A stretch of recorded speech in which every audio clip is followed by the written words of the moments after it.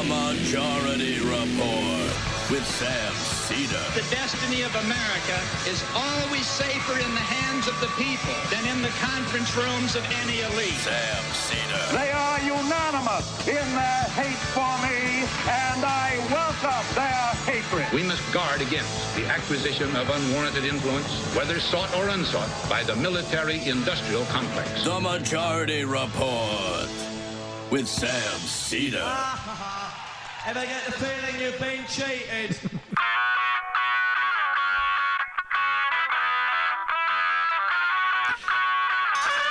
It's Thursday, December 12th, 2019. I'm Michael Brooks on a Michael Thursday.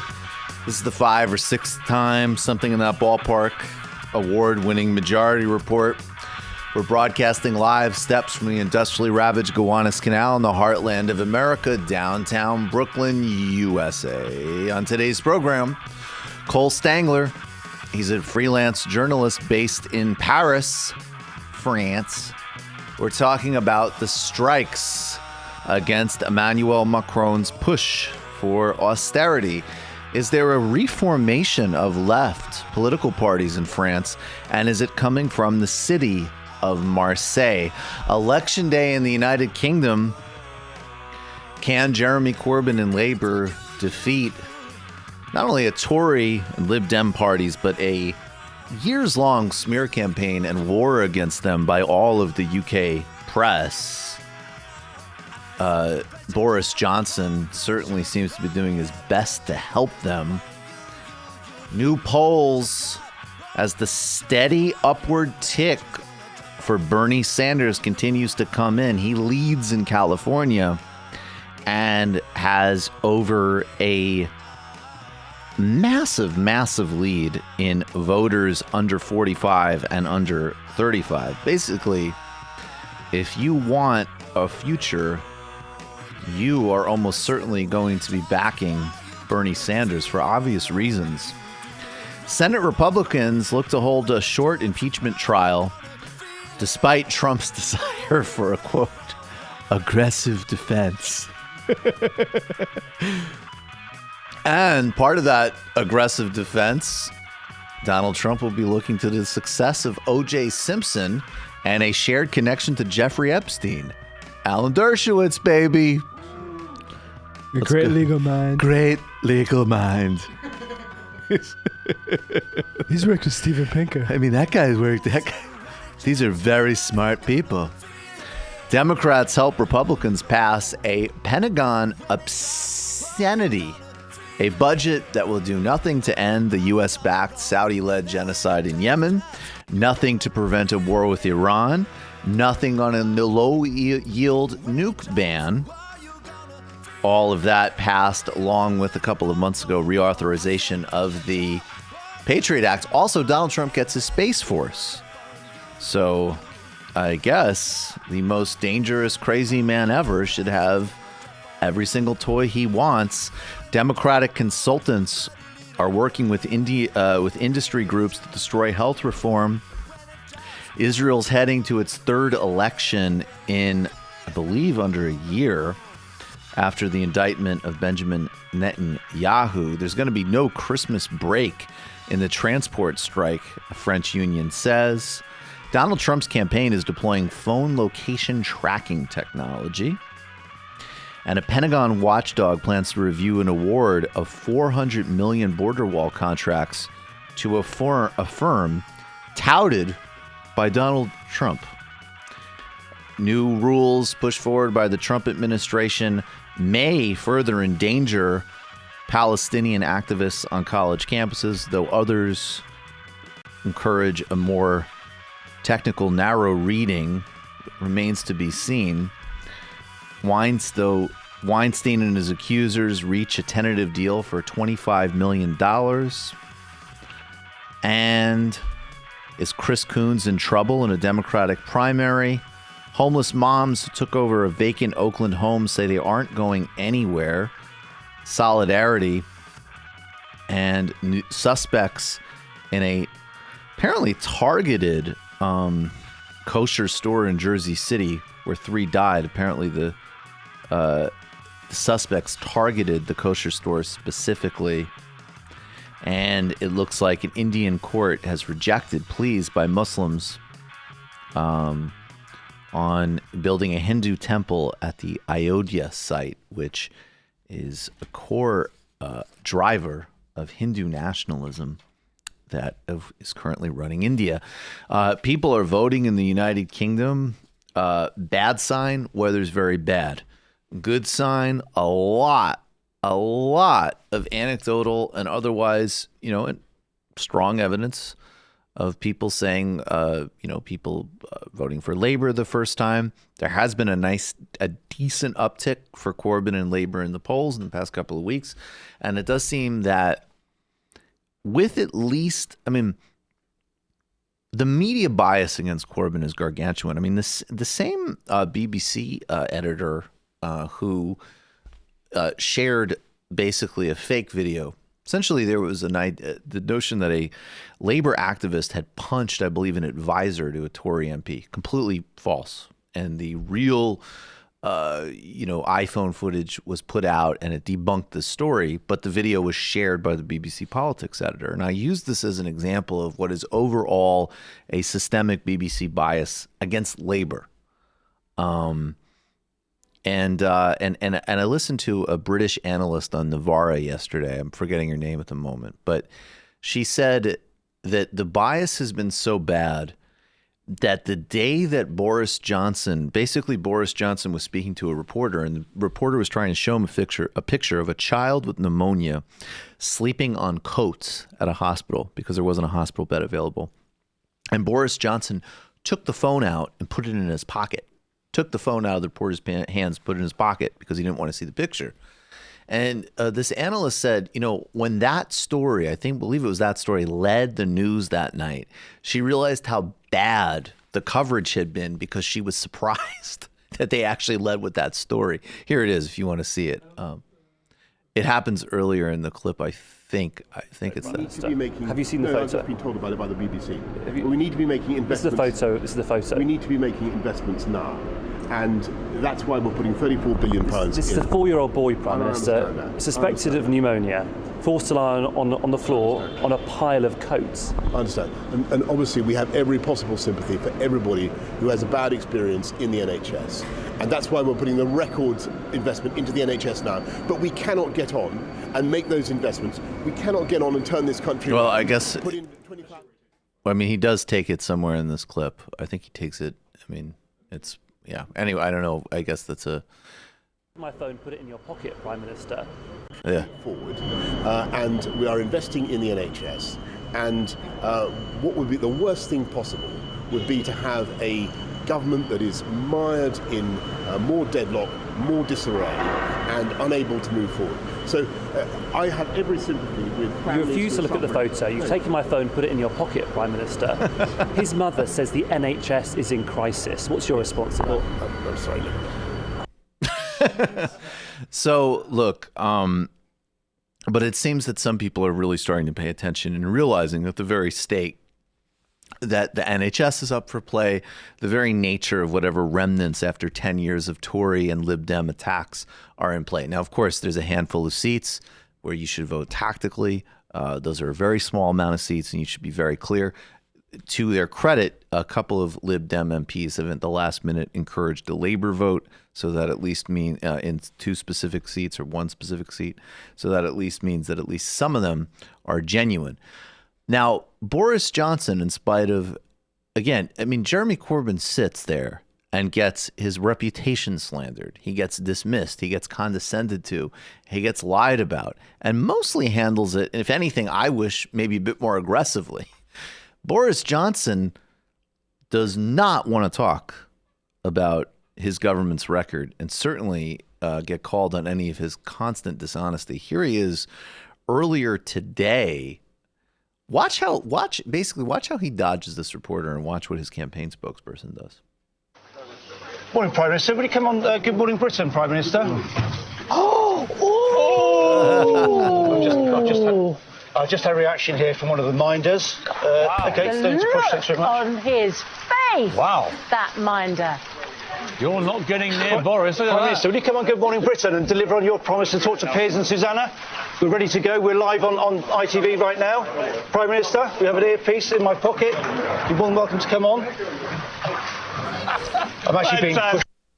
The guy said, fuck off. For people who didn't pick it up. By the way, I love that guy's face. I relate to him. And you know what? Bhaskar Sunkara made a great point about this actually on the same Nuvara thing last night he was on. He was like, the difference is I mean, one, in the United States, reporters cannot get close to a president like that, right? So there's definitely a more open and adversarial system in that respect than the UK. On the flip side, for all of the comparisons between Johnson and Trump, and there are many, Donald Trump would have been combative. He wouldn't have hidden a fridge. I don't see how anybody likes how that looks. Here's Jeremy Corbyn responding. It's a serious manifesto and it's fully funded, and we've put ourselves out there to be questioned on this. I take questions on our manifesto. John McDonnell does and everybody else. I don't have to go and hide in a fridge.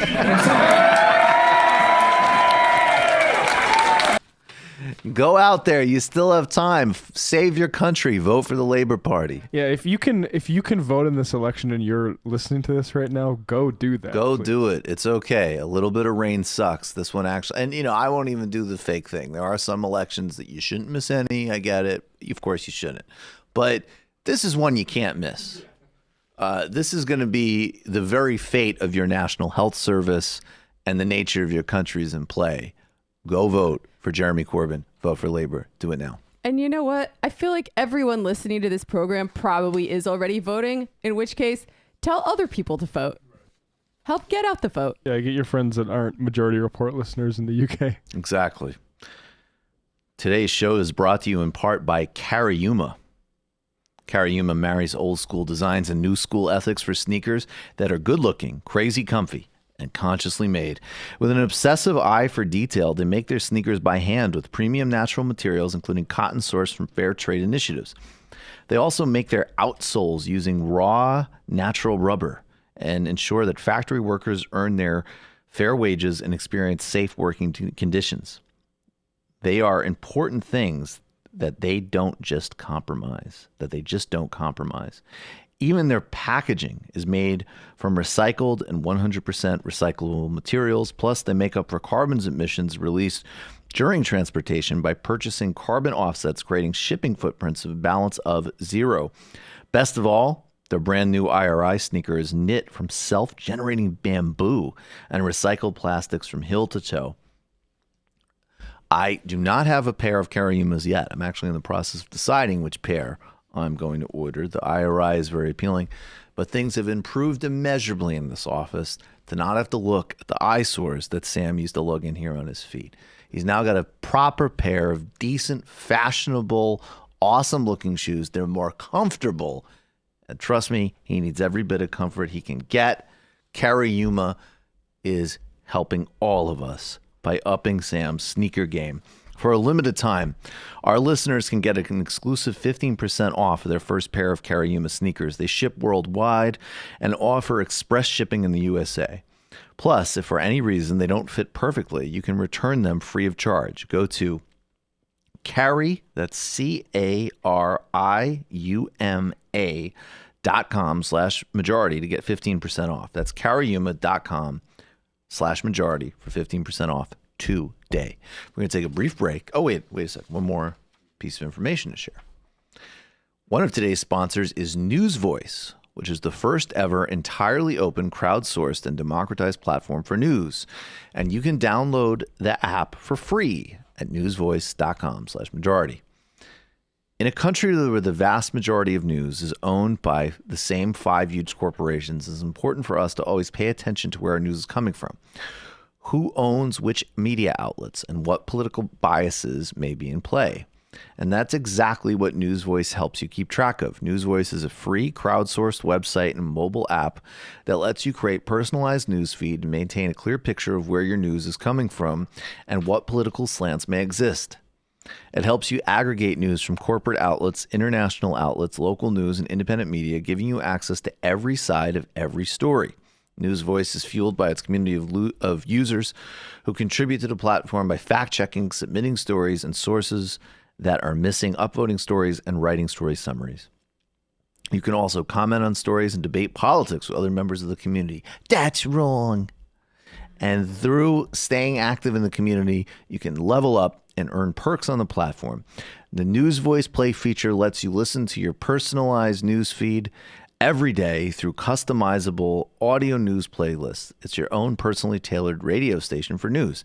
News Voice is a next generation news aggregator and social media platform that values transparency, good journalism, and produces political discussions. Get totally free access by going to newsvoice.com/majority. We've put a link underneath this video if you're watching on YouTube. We're going to take a brief break and come right back with Cole Stangler.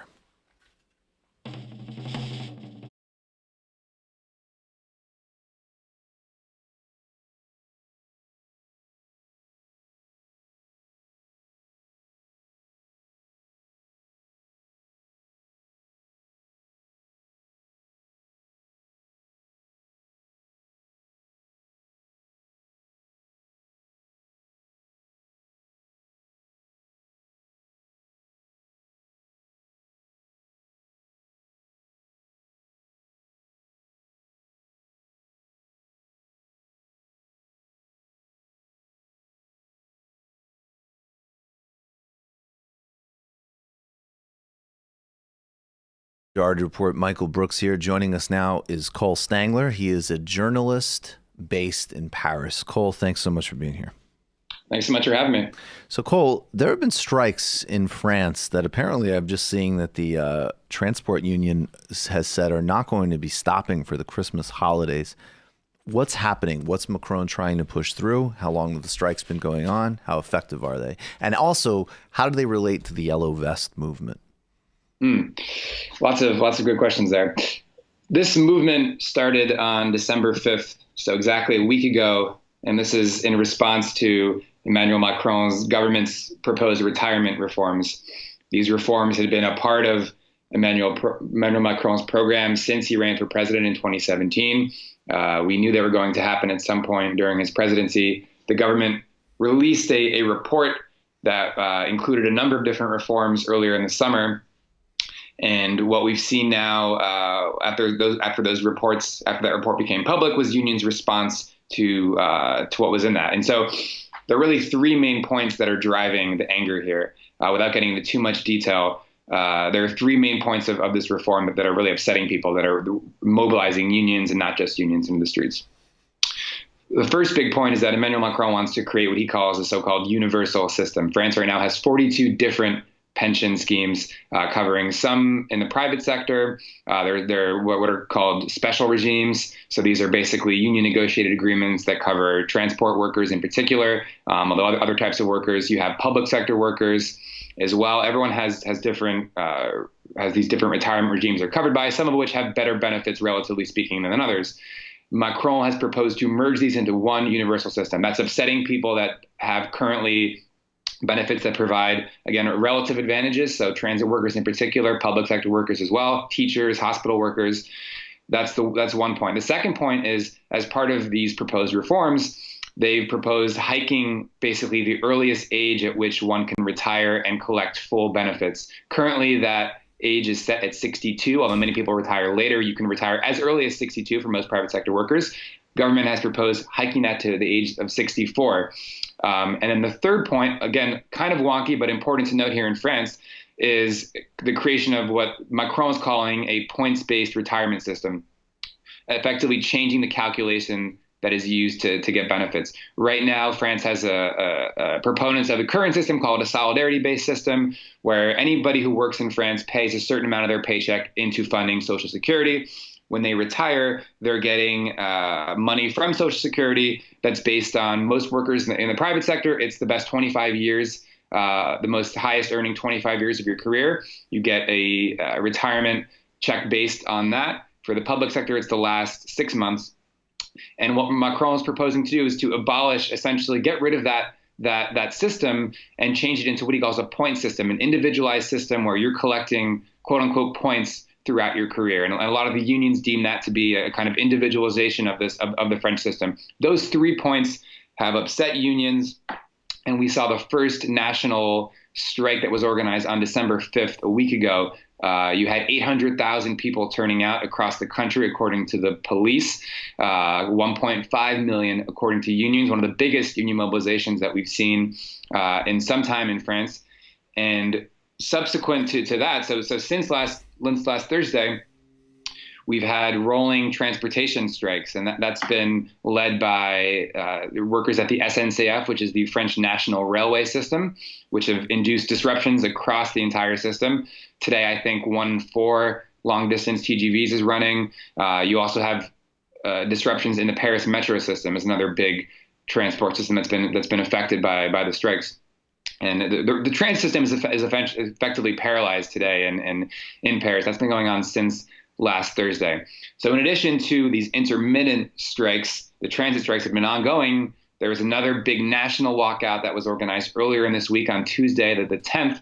And finally, you have another national walkout day that's been organized next week, next Tuesday, on what's that, December 17th, I believe. Next Tuesday, right, the 17th, a next walkout day.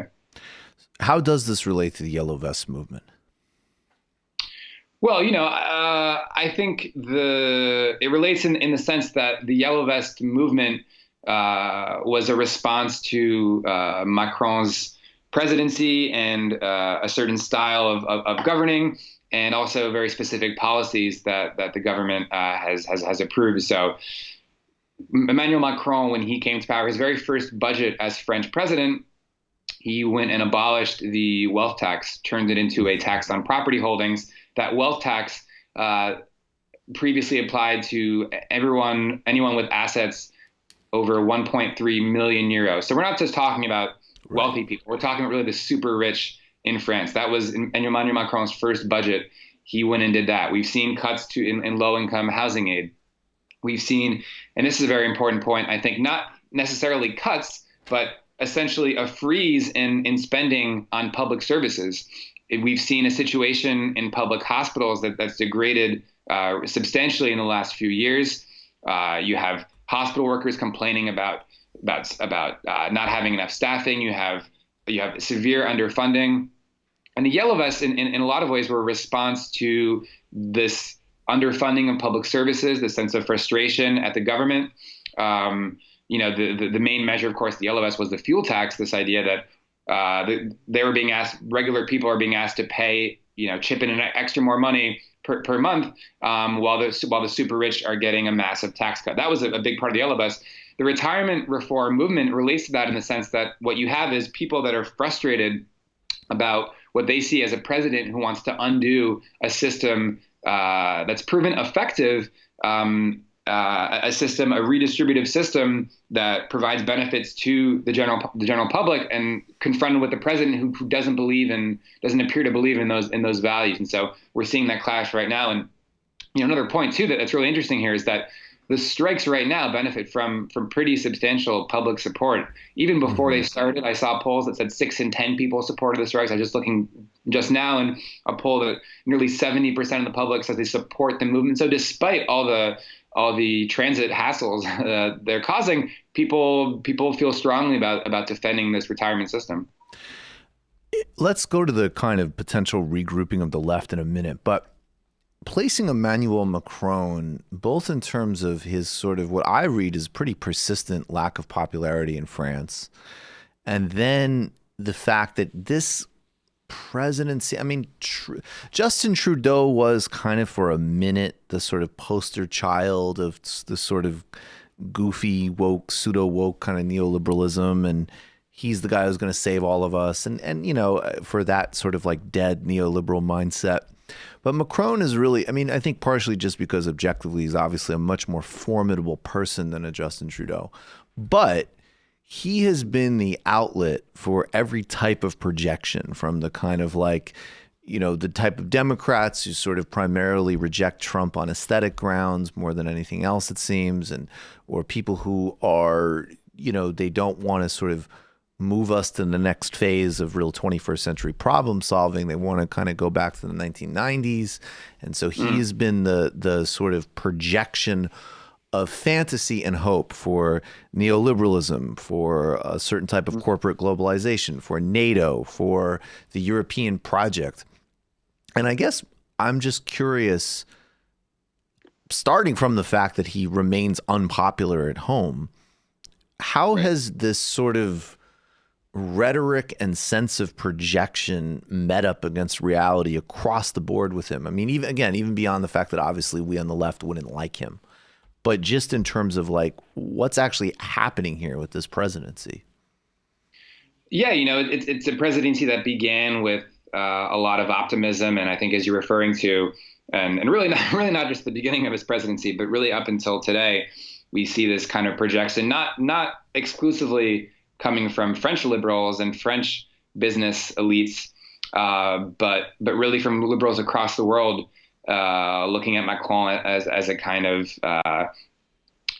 savior example for their world vision that seems to be crumbling from because of pressure from a variety of different ways. But Macron's presidency, he's declined in popularity. There's been, I think, a brief recovery at this point a little bit over a year ago, but then that was just before the Yellow Vest movement, which saw his popularity decline further. But this is someone, the current numbers, I think, are probably around less than 40% of the population. I think that's always an important point to make. We know how unpopular Donald Trump is in the United States. Again, that's relative because you look at France and Macron is more unpopular in France than Donald Trump is in the United States. I think that's a really important point to make. And I think it really goes back to, it's a really simple point, but it bears repeating because I think a lot of the international commentators forget this point.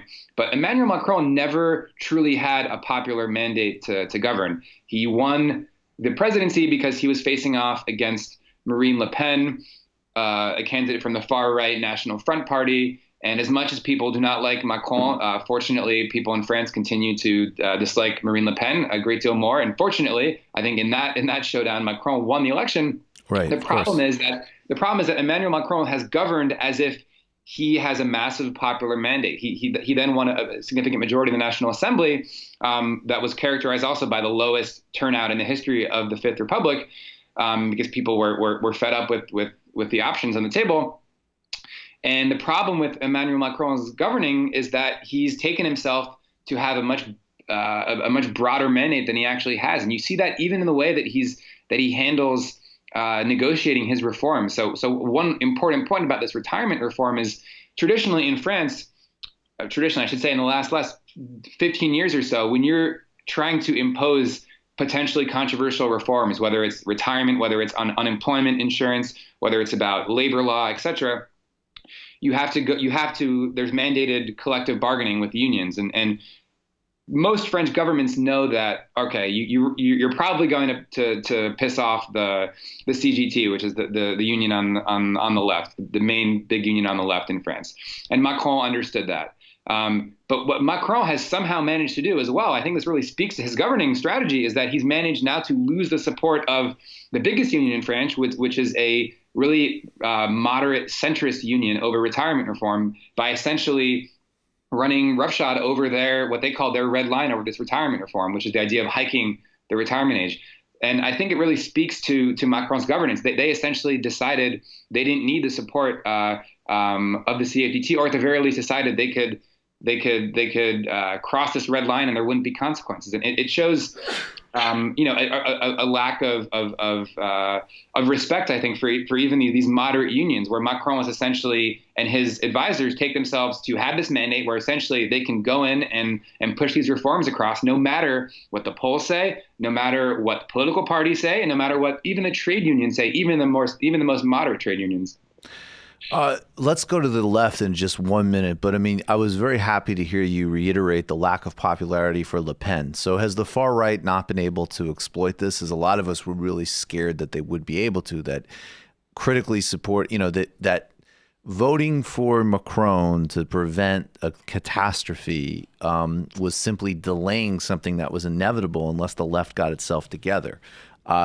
But just before we get to the left, I mean, you said they're unpopular.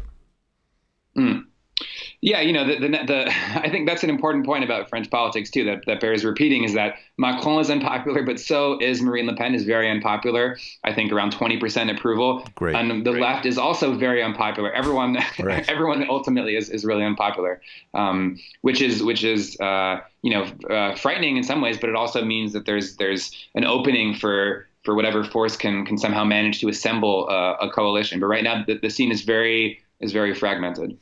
So what about the left reformulating itself? And I guess before we do that, could you talk a little bit about why the left has become why they are so unpopular, and give us both, I guess, why the Socialist Party has floundered so much, but also why, I mean, people forget in the last election, it was, Mélenchon was actually right on the heels of Le Pen and Macron, and it could have been Macron versus Mélenchon. So what's happened with Jean-Luc Mélenchon as well in terms of his formation? To respond to the first part of your question, I think the Socialist Party has essentially imploded. They still exist on a local level, and that's important. We can get to that later maybe. But on a national level, the Socialist Party has seen a tremendous drop in support, and that's essentially tied to the extremely unpopular presidency of François Hollande, which is the president who preceded Emmanuel Macron. Hollande, who finished his presidency with around 4% approval rating, someone who came in with his famous line before being elected president was, "My enemy is finance," trying to come after Nicolas Sarkozy and kind of turn the page on the Sarkozy era, promising to reform the European Union, to rein in finance, to end caps on public spending. And essentially, Hollande's presidency did not mark any significant change in any of those fields, and furthermore actually saw essentially what you could call an attack on trade union rights with labor law reforms. And important to note as well that towards the end of his presidency, Hollande's economic minister was, of course, none other than Emmanuel Macron. So that's how Macron gained popularity, or at least became well known as a public figure. The Socialist Party has really struggled to recover from that. People don't trust the Socialist Party. People felt like they had betrayed their values, and I don't think that's going to change, at least for some time on the national level. As you referenced, the party on the left that carried the most energy, that had the most excitement in the last elections was La France Insoumise, the party of Jean-Luc Mélenchon, who's a deputy in the National Assembly now, who's the effective leader of the party. They had a lot of optimism coming out of that 2017 election. This is a question that's caused a lot of debate as well. I think there is some who feel that the party overplayed their hand, immediately calling for protests right away against Macron's reforms, extremely confrontational. And I think for some people, the feeling was this was kind of out of touch with what the electorate and what the French public was feeling coming out of this election cycle. They were just hammering Macron on every single point. And I think for some people, maybe the tone and also the constant trying to organizing of national level protests, not local organizing, but national protests, I think upset people. I think that's one thing, but I think probably bigger than that is the party has suffered from a lack of internal democracy, I think is another major point. There's been lots of interpersonal squabbling. And the third point, which probably is the most important one in my view, I think it's the biggest factor, is that there was this whole scandal involving the police raids that happened, I guess, last fall now, so November 2018, where there was an investigation into campaign financing that was carried out, and there was a police raid that was done on the France Insoumise offices, where Jean-Luc Mélenchon reacted very aggressively, fuming, screaming at the police. This is captured on, all the clips went viral on YouTube. There's one famous moment where he says, "The Republic is me," which is a reframing of the Louis XIV, the state, I am the state. And so Mélenchon kind of flipped out, basically. The clips went viral, and I think that really hurt his image, especially because it sounds silly, but Mélenchon had a lot of significant support from youth. voters. And I think when you see those kind of clips going on social media and you saw the way that he was portrayed, it kind of really hurt his image. And he was essentially also alleging there was a plot to bring him down. And I think the way that France Insoumise handled that, essentially alleging that there was a state plot out to get them, I think didn't sit well with people. I think all that's really affected them. I guess I don't know anything about it, but I will say, there certainly was, we saw in Spain some actual very aggressive state targeting of Podemos, and that absolutely did happen. That's on the public record. And, it's a very different context, but we've certainly seen with Lava Jato attacking left leaders, most infamously the political imprisonment of Lula. Sure. So I do want to say that when I saw that happen, I don't know enough to comment, but I didn't have the instinctive like, oh, well, that's ridiculous. I was like, I don't know. Look, I've seen it happen. I had a friend on a local level working for healthcare expansion. The Koch brother group tried to do that to him. This happens. So, who knows? Yeah, and those are, this is my essential, my take on it, but I know that there are people that are big supporters of the France Insoumise who would disagree. That's certainly, Mélenchon has certainly tried to draw the links with what's happened to him to Lula, to the situation with Podemos. There's also attacks that the Mélenchon followed up against the press and even good investigative left-wing outlets following that. Alleging the press to be out to get him. And I think that attitude has rubbed people the wrong way. Right. But certainly there are people who would disagree with me. There's no question. So you're seeing, though, you have a great new piece in Jacobin called "In Marseille, the French left is finally uniting." And it's just so interesting because we need in the United States and probably in the UK more of that sort of broader set of organizing, they'd say in the UK, extra parliamentary pressure or whatever. And it seems like in France, there is all of these critical formations in terms of, you can get people to strike in France, which is mind-blowing. You do have certain union power, and the political parties are where you really need strategic intervention because it's been in disarray, as you've documented. What's happening in Marseille that might be a roadmap for the left revitalizing itself across France? Yeah, so this is ahead of the municipal elections. So basically the local elections that elect the town council and then the mayor as well, who's directly elected from the council in big cities. These elections are happening March 20th, and I was in Marseille to report where there's a rare coalition of various left-wing parties that are joining together, running on a single ticket. So you have in this coalition the parties that we just discussed, the Socialist Party and France Insoumise, whose leaders do not like each other, to say the least, on the national level, who are constantly or who have repeatedly criticized one another and each other's parties on the national level, working together in Marseille, along with the Communist Party, which has also had its issues with La France Insoumise, and then a whole array of other smaller formations, including Génération, which is the party of Benoît Hamon, who was the socialist candidate in the 2017 presidential election, who then left the Socialist Party to form his own group, which is also part of the DM25, Yanis Varoufakis' pan-European movement. So in any case, you have these different formations in Marseille working together on the local level to have a single ticket for the municipal elections. And it's important to stress that in general in France, municipal elections do encourage parties to work together. What's interesting about Marseille is, one, the scale. Marseille is the second largest city in France.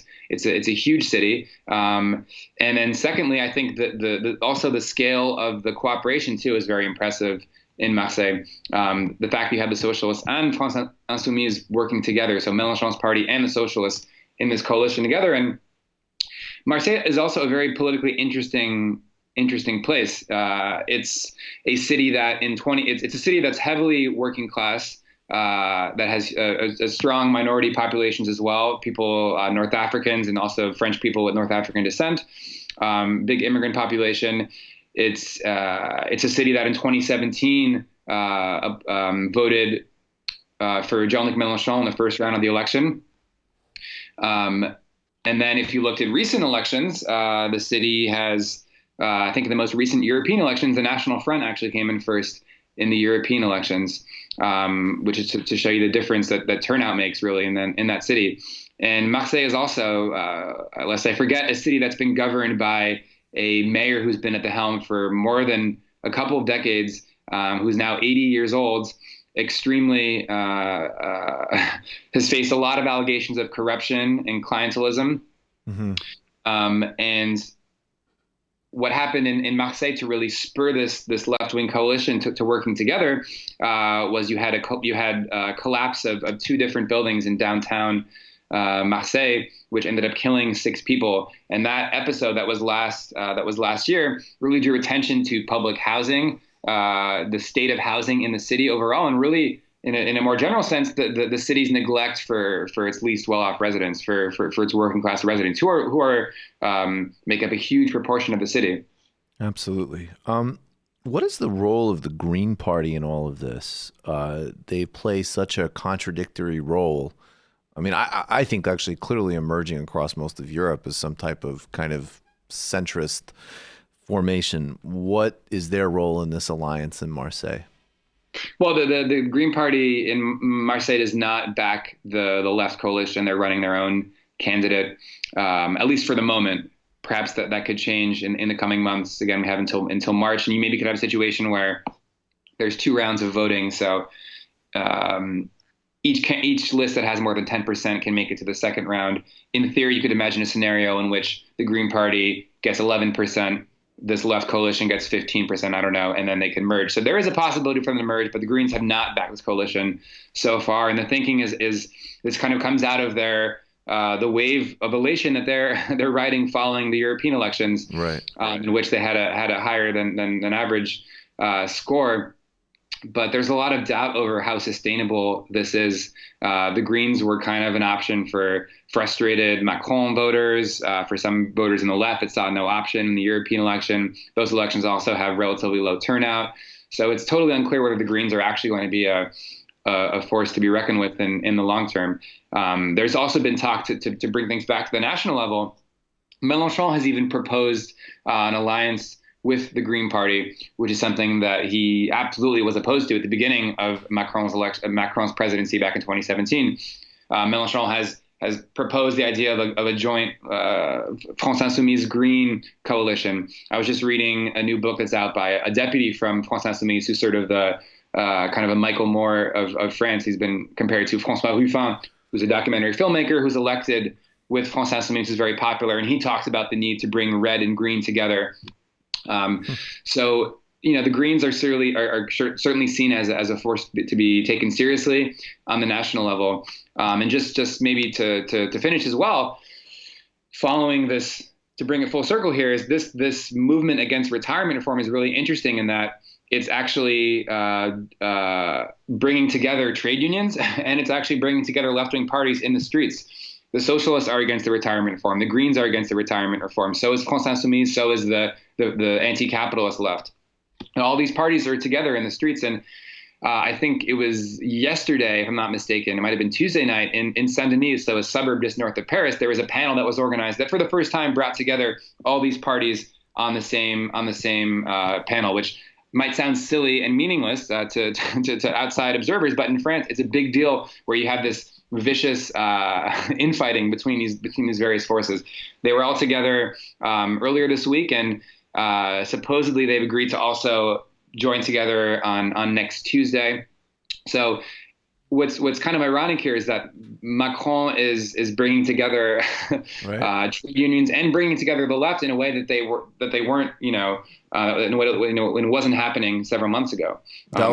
So that would be his greatest contribution to French and international politics. Perhaps.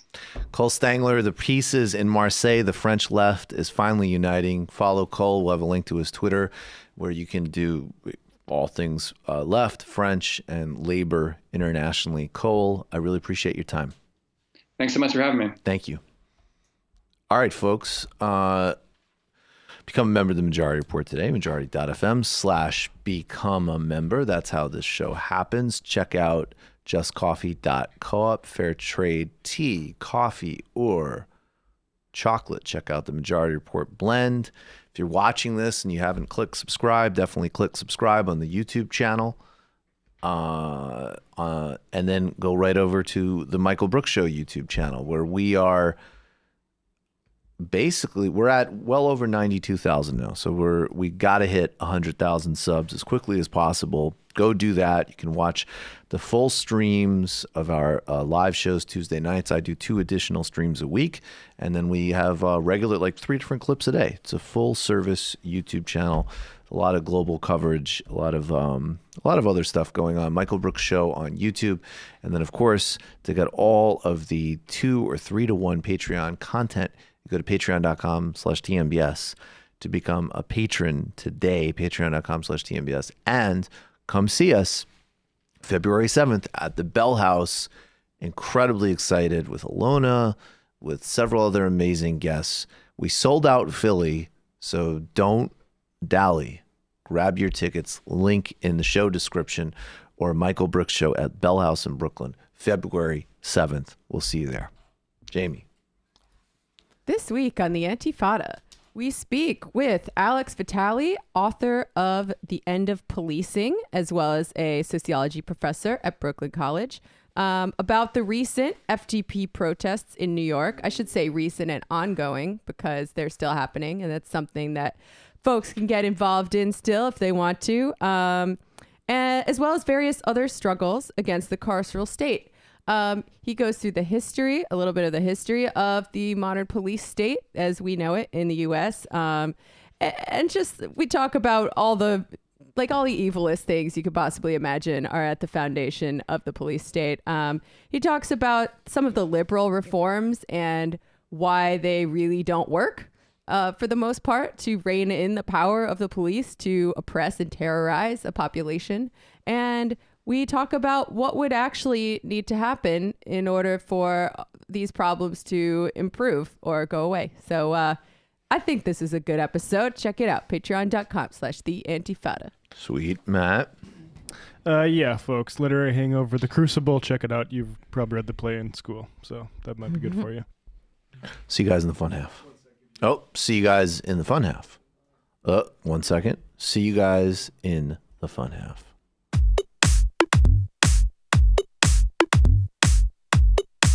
Left is best. Jamie and I may have a disagreement. Yeah, you can't just say whatever you want about people just because you're rich. I have an absolute right to mock them on YouTube. He's up there buggy whipping like he's the boss. I am not your employer. You know, I'm tired of the negativity. I'm sorry, I didn't mean to upset you. You're nervous? You're a little bit upset? You're riled up? Yeah, maybe you should rethink your defense of that, you fucking idiots. We're just going to get rid of you. All right. But dude. You want to smoke this joint? Yes. Do you feel like you are a dinosaur? Some good shit. Exactly. I'm happy now. It's a win-win. It's a win-win-win. Oh, hell yeah. Now listen to me. 2, 3, 4, 5 times. 847-906-501-457. 2, 38, 56, 27. 1 half. 5 8s. 3.9 billion. Wow. He's the ultimate math nerd. Don't you see? Why don't you get a real job instead of spewing vitriol and hatred, you left-wing Limbaugh? Everybody's taking their dumb juice today. Come on, Sammy. Dance, dance, dance.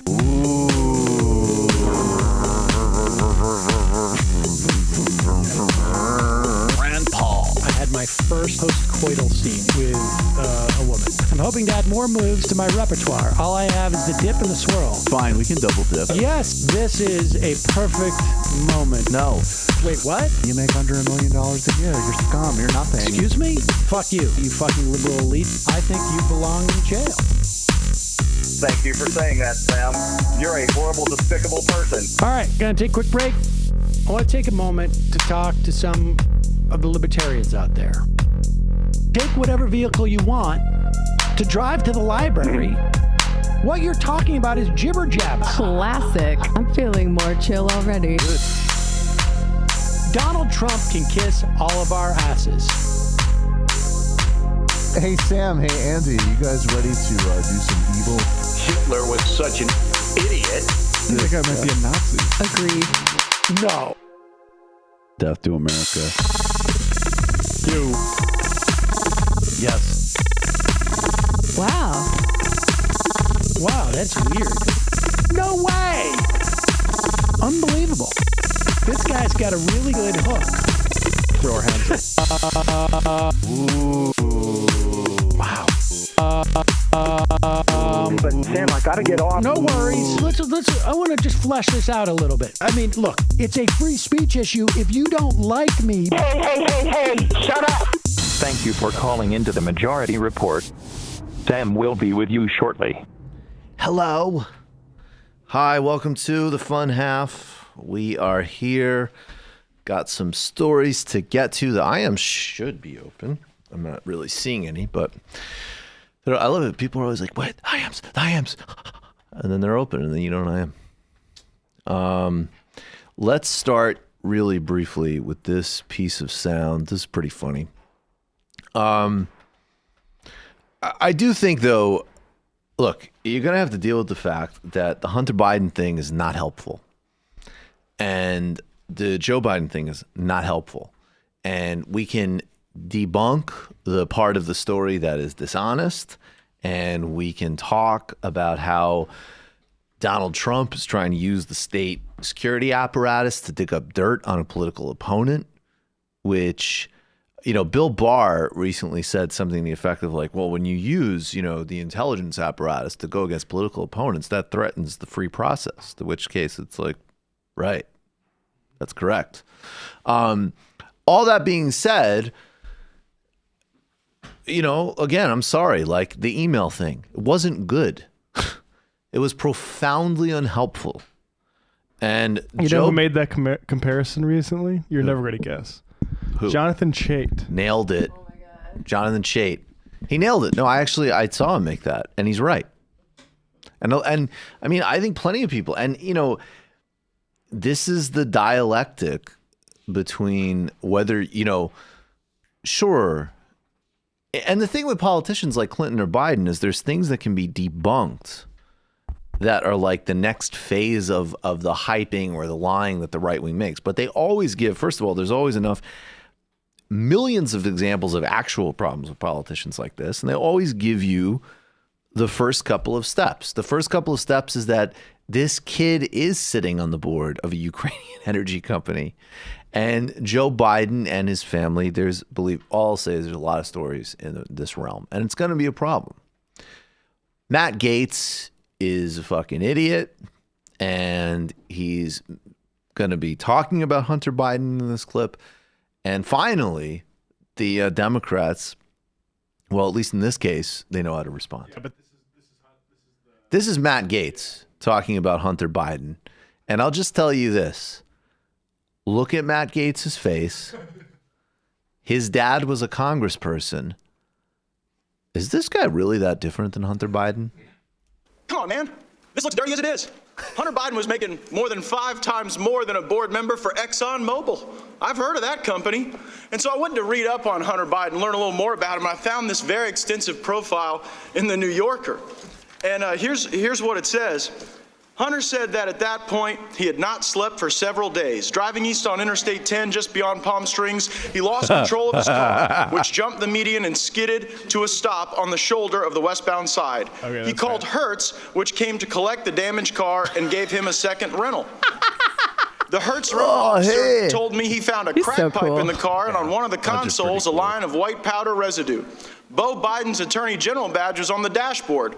Hertz called the Prescott Police Department, and officers filed a narcotics offense report listing items seized in the car, including a plastic bag containing white powdery substance, a Secret Service business card, credit cards, and Hunter Biden's driver's license. Pause it.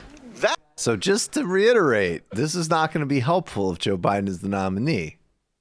But go ahead. But it's also cool that it's his also son no. I mean, Joe Biden created Joe Biden created a cool kid. There's no doubt about it. But Joe Biden's kind of cool himself in that sense. The only scion of a Democratic dynasty that I would party with. I was gonna say this sounds almost like line for line like an episode from Succession season 1 where Kendall Roy like goes off. Didn't it tell it? It really also sounds like there was like some comment that like Hunter heard as a kid where Biden was like, "We're going to be the next Kennedys," and he was just like, "Oh, all right, I got you, Dad." So that's Matt Gaetz, and then Congressman Hank Johnson, who, first of all, lead author of the Brazil letter on the DOJ role in the conviction of Lula. So always props to Hank Johnson. I believe he's a Buddhist, and he normally has like a pretty relaxed affect. So if this is not the person I'd expect to see this clapback from, so respect.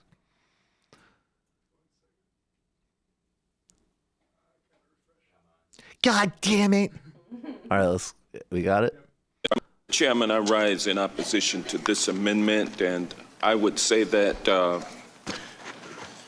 the pot calling the kettle black is not something that we should do. I don't know what members, if any, have had any problems with substance abuse, been busted in DUI. I don't know. But if I did, I wouldn't raise it against anyone on this committee. I don't think it's proper.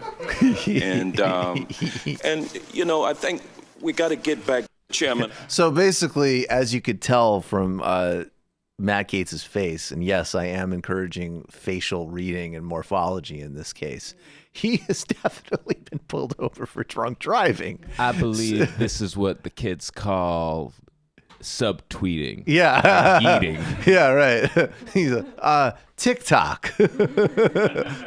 You're drunk. Okay, so this is a report from Matt Gaetz, reported in, what is it? It's a PolitiFact article, and it's basically... All right, here's what happens according to the Tampa Bay Times. And I want you to hear this, Mr. Speaker. When Gaetz was 26, he was driving back from a nightclub in Okaloosa Island.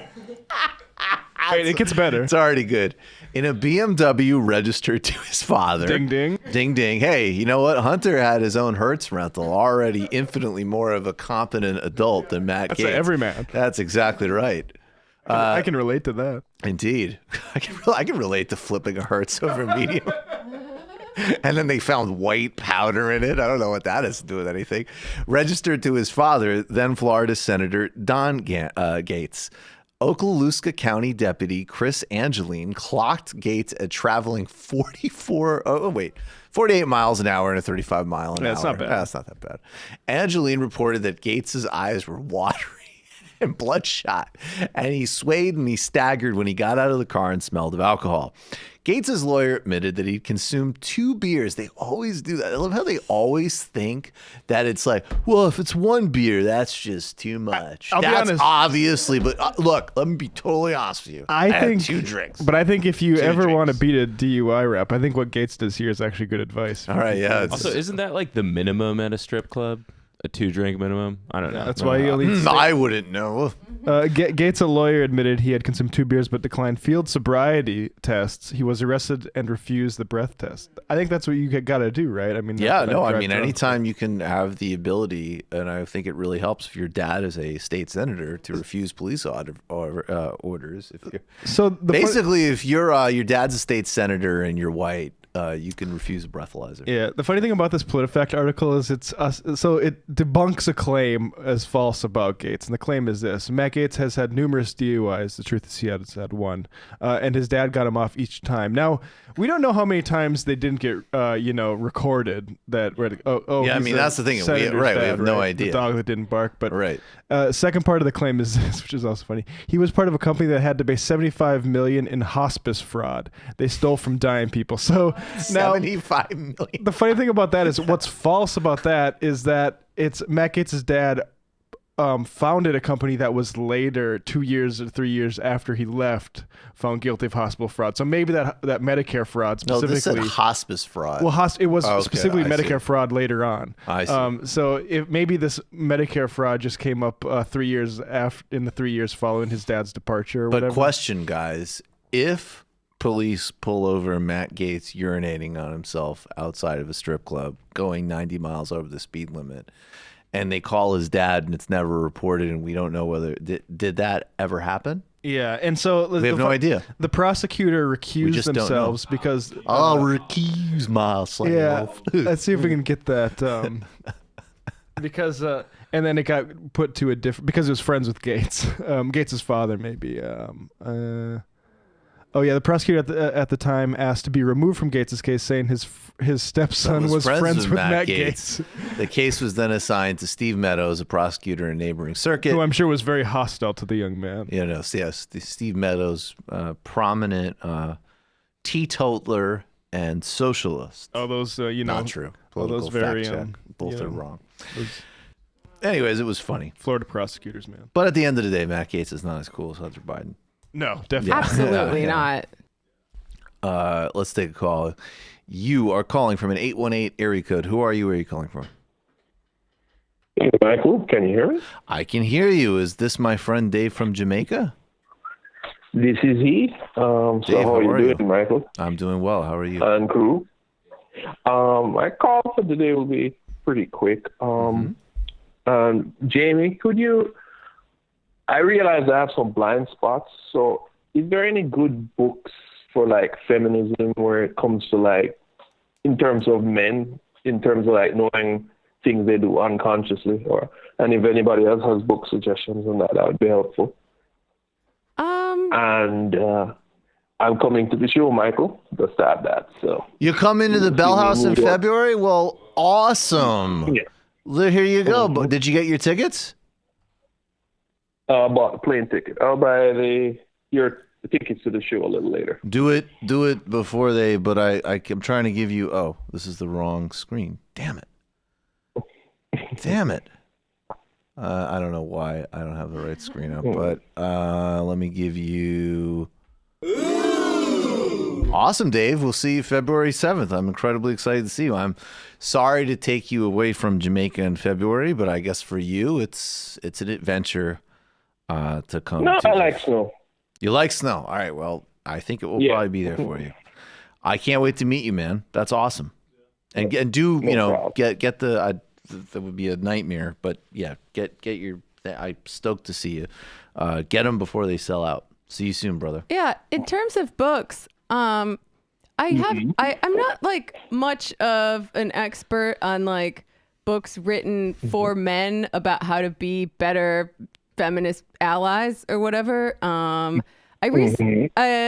like I'm glad that you asked. I'm glad that you're thinking about it. I'm glad that you care because I think a lot of the time people can behave in ways that are kind of sexist and oppressive without even realizing it necessarily. Listen to the women in your life. Listen to people. If you're not sure if something was kind of a jackass thing to do, you can ask. The fact that you even care is like, pretty darn good because I feel like a lot of men still don't, not to generalize. But if you want like a really good primer on Marxist feminism, which is kind of the area that I am most interested in, check out Feminism for the 99% by Cinzia Arrusi, Tithi Bhattacharya, and Nancy Fraser, who are three great Marxist feminist academics, and we recently had two of them on the Antifada for a really good discussion of socialist feminism.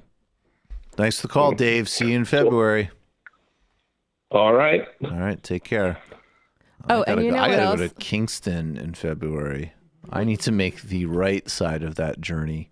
We also, I just remembered, I'm sorry, the Socialist Feminist Caucus of DSA is really good at reading groups and political ed, so maybe I'll post some of their syllabi. There is actually a problem with the IMs, guys. I thought they were all set, but I'm not getting this open. I apologize. All right, let's take one more call. You're calling from a 917 area code. Who are you? Where are you calling from? Oh, hey, Michael. It's Hello. Motorboat from Kashmir. Motorboat from Kashmir. How are you doing? What's on your mind, my friend? Waterboat, but sure, why not? Oh, waterboat. Pardon me. It's all right. Anyway, you said you're going to cover the IOTA verdict later today, so I figured it's a good time to actually call about India, not Kashmir very much, since things are getting a little bit hairy in that country, like very bad. In fact, as I was listening to you, news just popped up about that particular verdict. The Indian Supreme Court has dismissed all appeals, which is insane. They're not even going to hear an appeal about the case that you said you might actually cover today. So basically what launched the BJP and the Indian fascist right in the 1990s has solidified in Supreme Court of India. So I don't know. Explain that for people. Explain what happened in the 1990s with Ayodhya. That's important. So actually it goes back into the 1980s. So with Congress. So Ayodhya, there was a mosque which was torn down. I believe it was 1992 by Hindu nationalists. It was a 400-year-old mosque which the RSS claimed that there was a temple under that mosque which was torn down, and that a mosque was built on top of that by a Mughal emperor. Now, the issue here is that there was no evidence of a temple until the mosque was torn down and people went and excavated. And when they excavated the place, the Archaeological Survey of India was rather inconclusive, and they really wanted to build that temple. Now, there is no real historical precedence about this, but RSS, which is actually more secular than religious, kind of made it a religious, I guess, lightning rod to kind of bring all the Hindus within the umbrella of Hindu nationalism, because they believe that Ram, which is a Hindu deity, was born at that location. Now, in the 1980s, Congress was trying to whip up votes for themselves, and in fact, it was Congress that unlocked the mosque. So the mosque had been on lockdown since the 1950s because there was this issue had been going on for many decades. And in fact, the late Prime Minister Rajiv Gandhi, who was assassinated, promised to build a temple there. Who was himself he's the son of Indira Gandhi, who was also assassinated. Anyway, we go into the 1990s, and the Bajrang Dal, which is part of the RSS, went in there, and they waited around a few weeks. More and more people gathered, and they actually tore down the mosque. And it ignited a riot. It engulfed the country, but it also was an inciting incident of rise of BJP. Right. Because it was through this incident that it drove people that normally wouldn't vote or wouldn't think about voting for BJP. They were like, oh, we're doing this to protect Hinduism. And so the BJP, so I gotta, I'll just connect it with a few other things. Do you have anything else to add before we jump? But I'll finish this up. Thanks for setting everything up. Please. I'll let you do more research about this. Not much more to add, except that a couple of other things have happened in India over the past few months, where it's all culminating. The Citizenship Amendment Bill and the National Registry of Citizens, which together are going to basically marginalize, for now, Muslims, but later on minorities. So this is like a long-term project. I just want to make one small PSA in all of this. There's a lot of insanity happening. So House Resolution 745, it's being brought up by, I believe, Pramila Jayapal.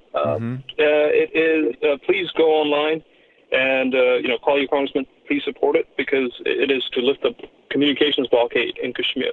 It's totally non-political, so this should be very easy. But for some reason, it's being blocked by lobbyists. Like, why would you not want a blockade lifted? So there's a lot of reasons why people would want a blockade lifted in a place like Kashmir with what's happening. We all know that for sure. But that's exactly why we need to. So I appreciate the call so much, and just we'll find a link to the Can you guys find the link to the Pramila Jayapal resolution? We'll put that on the blog. Yeah. Okay. Thanks so much for the call. So basically, and there's also a citizenship measure basically to grant migrants to India, citizenship from places like Bangladesh, as long as they're not for non-Muslims, is my understanding. And then there's also citizenship questions, which would basically particularly affect Muslims in terms of documenting, like people who've lived there for generations, documenting themselves as citizens as well. But this Ayodhya question is really important. I mean, this was, as he said there, this was a major organizing point of the RSS and then the BJP. The BJP is the Hindu nationalist right-wing party of Narendra Modi, and people can kind of understand actually the RSS, which goes back to the 1920s as this militant rightist tendency of nation-state politics, which owed, it had sympathy from everything from Nazism and Hitler to the state of Israel. That the BJP is a political party that operates inside the RSS, which functions across business, civil society. It's had sort of, I think, what I would definitely call like paramilitary training, cultural production. It's a very sophisticated project, and a major through line going back from the 1990s was the construction of this temple in Ayodhya after the rioters tore down that mosque. And so the Supreme Court codifying that is basically just like another signal that this nationalist project is in overdrive, that Modi and this extremist ideology is consolidating India, and also that, there's still a lot of political leverage here, even as basically the Indian economy is actually having some major problems. So, and this is also, the RSS also operates internationally. There was a wave after the kind of anti-Semitism smears against Jeremy Corbyn. There was an attempt to paint him as Hindu-phobic because of his advocacy of the human rights of Kashmiris under the siege. So you're going to see this particularly in relation to different candidates in Western democracies as well. And look, it's in some ways there's going to be a certain appeal to it because there's a huge amount of what you would call soft power coming out of India. Extremely culturally influential and appealing. That's also why I do think some people were upset. I quoted a piece, tweeted a piece by Shashi Tharoor, who's a Congress MP and former UN Undersecretary General. Total liberal politics, absolutely not where I would come from politically. Very witty and interesting writer, maybe a little bit superficial, but he has a new book on pluralism and Hinduism. And his argument is that Hinduism is fundamentally a pluralistic project. And some people objected to that strongly because they said, look, Hinduism has obviously things like the caste system and has like deep innate problems. And my answer is the answer that I have to all of these things, which is that religion is never one thing. It is a culturally modifiable product. And the reality is that it is a huge amount of power for people, whether you like it or not. And so an element of that argument, whether it is Islam or Judaism or Hinduism or Buddhism or whatever, certainly, actually, these are all cases where this argument is very relevant right now, whether we're talking about Israel, whether we're talking about India, whether we're talking about Sri Lanka or Burma or Myanmar, whichever you prefer. The contestation within these groups is in many ways more important than either an outside projection onto them or what people might like to be some type of universalist ideal, like being anti-religion or whatever. So I hear those criticisms, but actually a frontline politician in India writing an alternative argument of what Hinduism is, following the line of someone like Amartya Sen in the Argumentative India, saying that Hinduism is fundamentally a pluralistic project, that's really important. Now, on the flip side, I would say maybe, look, I think to the extent, the Indian Constitution was written by Ambedkar, who is a low-caste Hindu who rejected Hinduism precisely because of the caste system and embraced Buddhism because it was anti-caste and had a strong critique of Gandhi's ideas about the caste system. So I hope that political tradition can be retrieved and empowered in India as well. But the reality is that you have to support the open dynamics within different religious groupings because that's the reality of the world, and that's what I'll continue to do. I just wanted to touch on that because I heard those criticisms, but that's my thinking behind that type of thing. Climate Climate Changer. Great show. Thank you. Colin from Nebraska. A couple of months ago, I showed my mom all of the damning Biden clips, the hairy legs, the grocery store, the domestic violence one. I still haven't seen that. Listen to the fat guy. Let's do push-ups. She's absolutely disgusted. Then I showed a Bernie clip where he corrected a voter by saying he was not wearing JCPenney suit but Kohl's, and she laughed and adored it. Well, that's good. I think, look, if you could show the clip of Bernie Sanders with the veteran whose life he helped save, and then Joe Biden just be like, hey, facts straight, fatty. Particularly to a mom. I will gender this. I think there are some dads that might be like, hey, yeah, he was talking malarkey. But I think, look, you have to use other channels for Bernie. You know, you have to. You have to use the Bernie Sanders site. You have to use shows like this. You have to actually push that forward. And I have no doubt that most normal terrestrial human beings, when they actually are exposed to what he is saying and how he comes across, it is totally commonsensical, and he's nice Jewish grandpa. It's not that hard. I think most dads would be touched by that clip as well. Oh, they definitely would be touched by the clip. I'm saying they might like the Biden. Everybody, the veteran clip, share with everybody. I think we played it. We played it. Oh, you weren't here. Yeah, you weren't here, but it's just fantastic.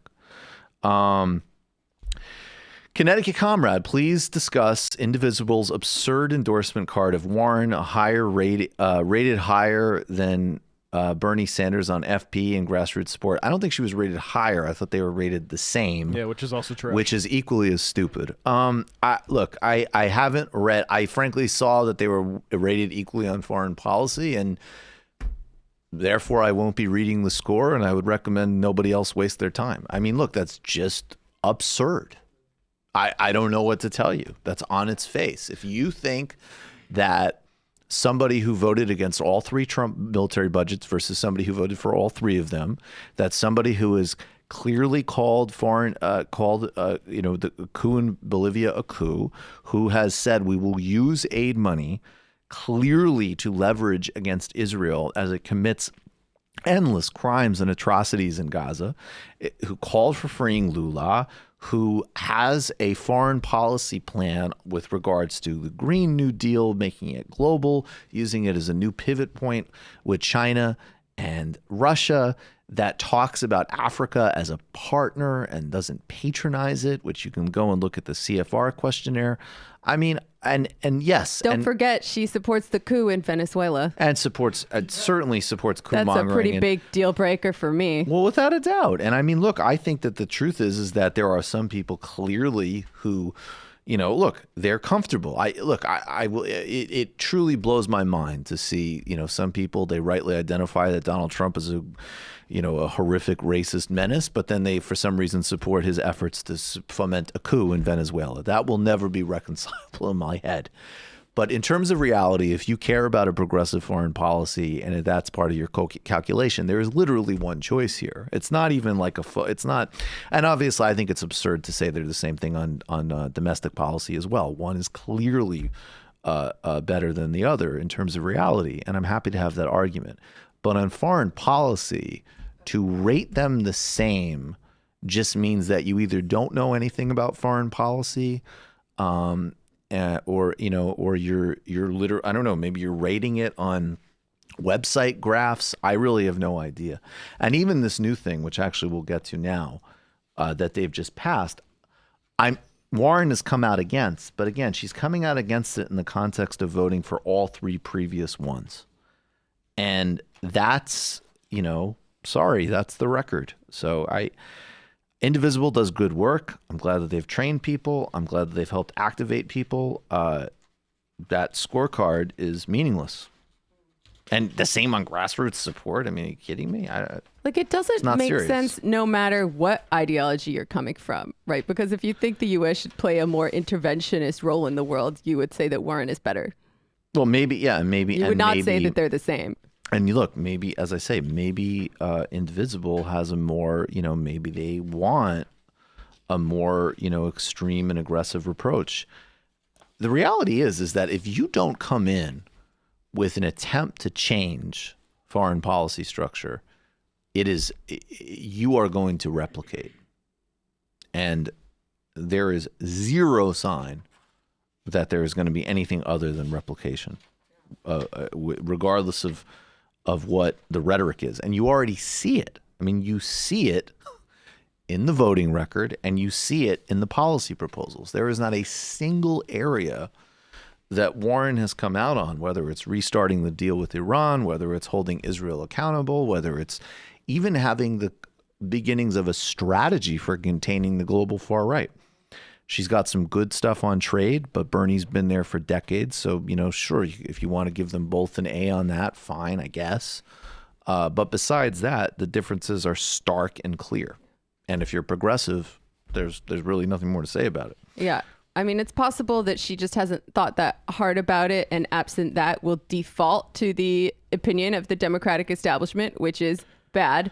Or it's possible that she has thought about it and she just agrees with them. But either way, the outcome is very negative. I mean, look at staffing. Her prime foreign policy person is a former aide, I believe, to Ash Carter, I think, at the defense.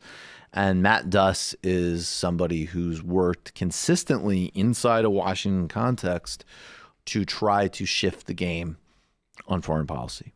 And obviously, Bernie's been thinking about this stuff going back to protesting the Vietnam War, which it's like, and by the way, that's a good thing. It's good that he's been clear about these things forever. Do we want to just take a time to read what they actually wrote about this? Sure. Let's do this. You want to read this? I'll find the one for Bernie. What did you do? This is. So here's the foreign policy section. So overall of her policy platform, they gave her a 94%. This is very quantitative. But it's so silly. And it gives different scores on different things. All right, let's see. On foreign policy, what does it say?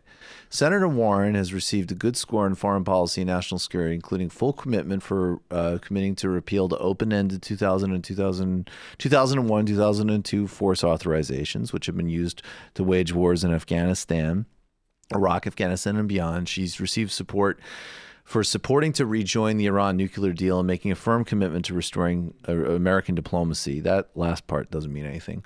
She lost points on the open-ended section because she did not provide enough detail on how she might advance a more progressive foreign policy. So, okay, so the Iran thing, with the exception of Booker, I think, and maybe also Harris, Booker is actually the only one who said he wouldn't rejoin the deal. Bernie's the only one who took an incredibly brave vote in 2017 to not sanction Iran. He was the only member of the Democratic caucus to not sanction Iran, which is the practical step of how you save the deal.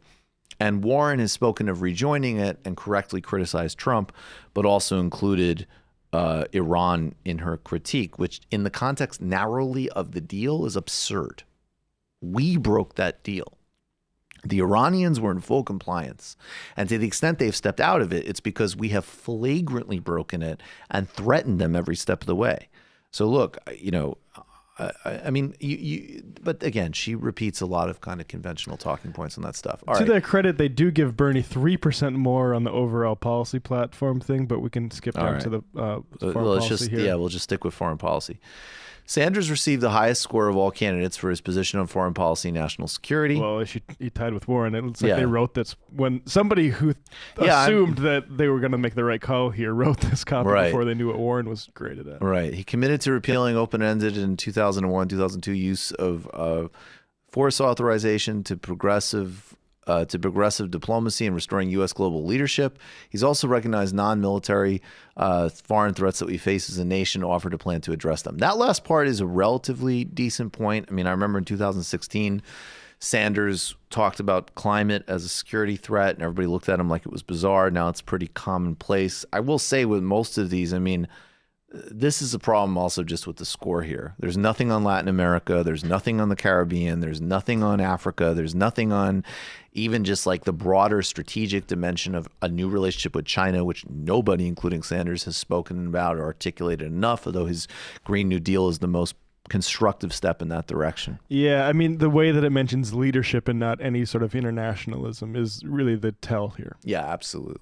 Absolutely. So, I mean, I guess if If I was grading this indivisible score on a curve, I would give it a B+, A-.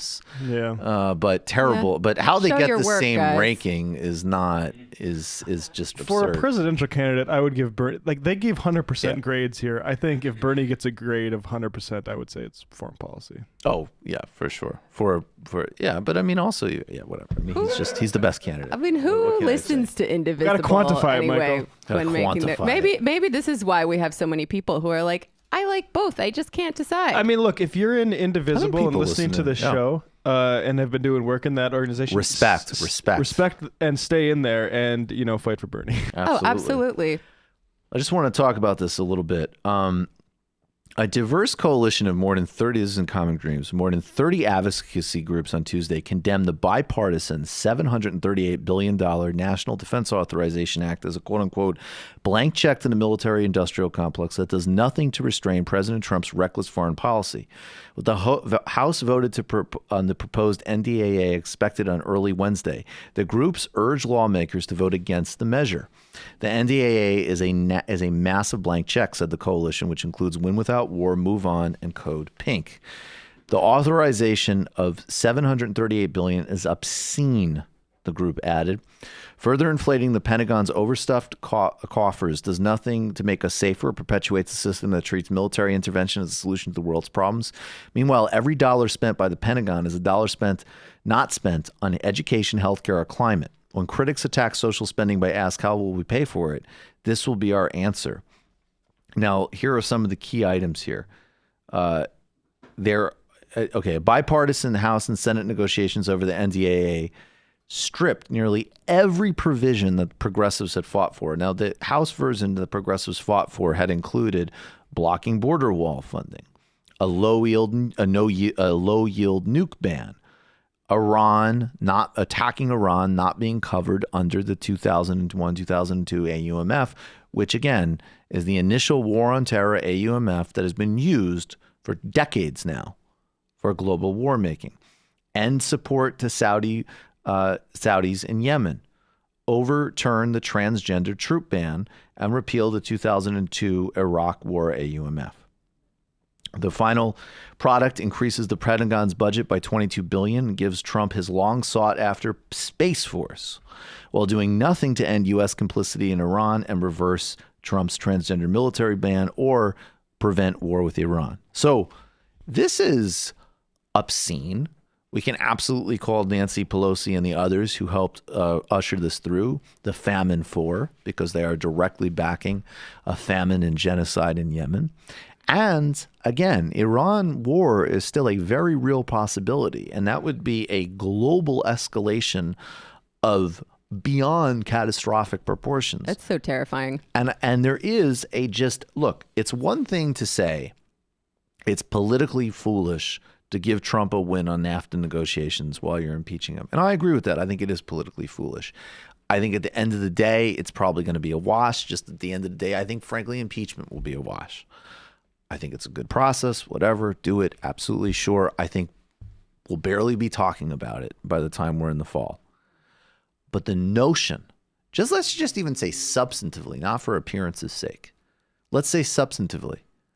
I take seriously as someone on the left, as someone who opposes U.S. interventionism, who opposes mass surveillance, who doesn't want a fucking Space Force. I oppose these things. Now, and I also take it's not how I view politics, but I have some sympathy, with people who get fixated on Trump, who say it's a problem to have a deeply mentally ill president, as an example. I agree. So you just are giving, and again, this is in previous, there were already 3 blank checks that Elizabeth Warren voted for. Let's be clear. And most Democrats, you are giving this guy space toys, unchecked nuclear arsenal, the capacity to wage war with Iran. This is a couple of months after re-upping the Patriot Act. And so I'm not even doing like a by your logic thing. I just want you to see that the system supersedes all other melodrama. There's contracts to be dispensed with. There's money to be made. There's hegemony to be maintained. And those lives don't matter to these people. Period. Ro Khanna Also, let's start with number 4. Yeah, we'll go to 3 next. We got to start with 4. Space Force is fine. Like, what's the big deal? It's only a new branch of the military under direct control of Trump. In space. Yeah, whatever. Yeah, I mean... What could possibly go wrong? I would like to have a Space Force. I would just like Macron to run it. Here is Ro Khanna talking about the obscenity of this budget. Thank you, Mr. Chairman. I rise in strong opposition to this defense authorization. There are many things that you can call the bill, but it's Orwellian to call it progressive. Let's speak in facts. When President Obama left, the defense budget was $618 billion. This defense budget is $120 billion more than what President Obama left us with. That could fund free public college for every American. It could fund access to high-speed, affordable internet for every American. But it's worse. The bipartisan provision to stop the war in Yemen, stripped by the White House. The bipartisan amendment to stop the war in Iran, stripped by the White House. The bipartisan provision to repeal the 2002, the George W. Bush authorization for the war in Iraq, which is sending our troops overseas, stripped by the White House. At some time, we can't just rhetorically give standing ovations when the president says we're going to end endless wars and continue to vote to fund them. It wasn't just President George W. Bush who committed the biggest blunder of foreign policy in the 21st century by sending us to Iraq. It was the abdication of this body, with many members of Congress who voted right with him. My question is, when are we going to listen to the American people? When are we going to do our Article 1 duty and stop funding these endless wars and start funding our domestic priorities?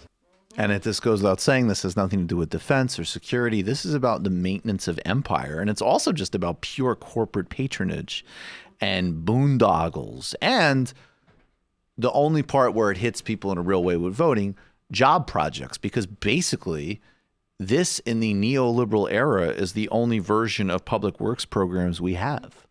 Well, we can allocate public funds to get people some actual jobs if it involves building military infrastructure we don't need or that kills civilians. It's also a global market.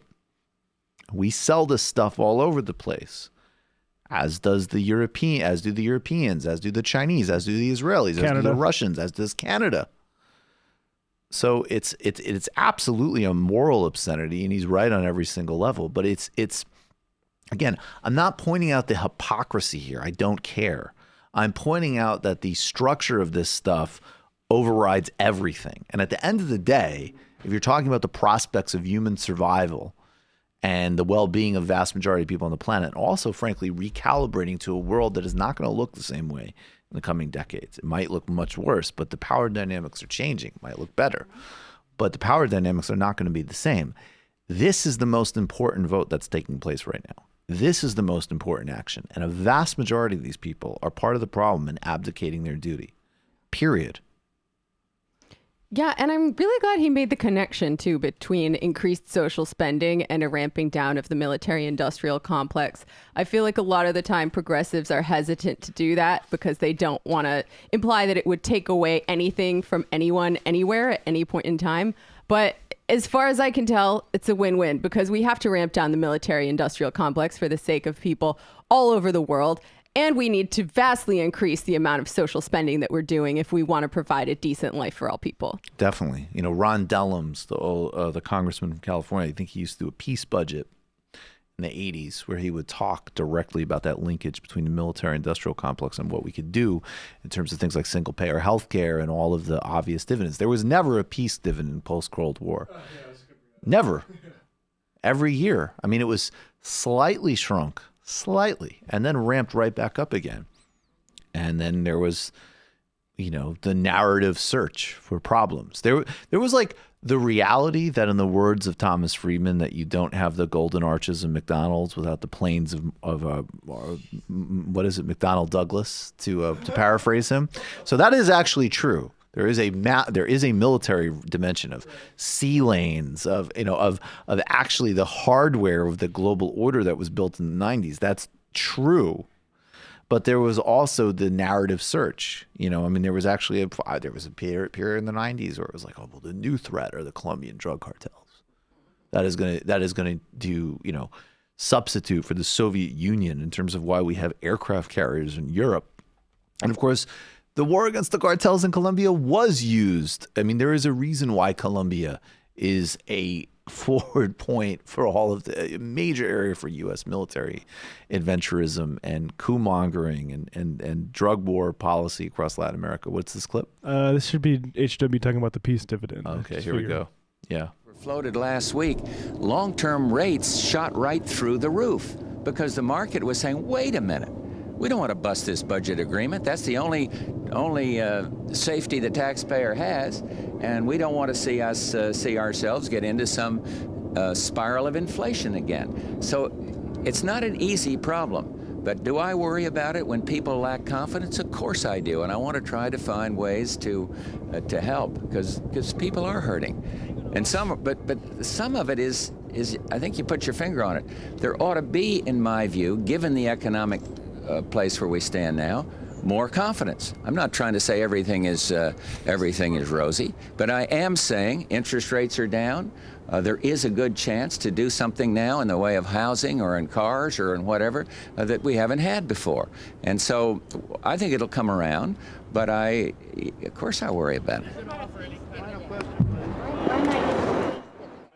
I think the question off mic was, what about the peace dividend? Yeah. I don't think that was definitely not. But there's George H.W. Bush, there's a common touch right there.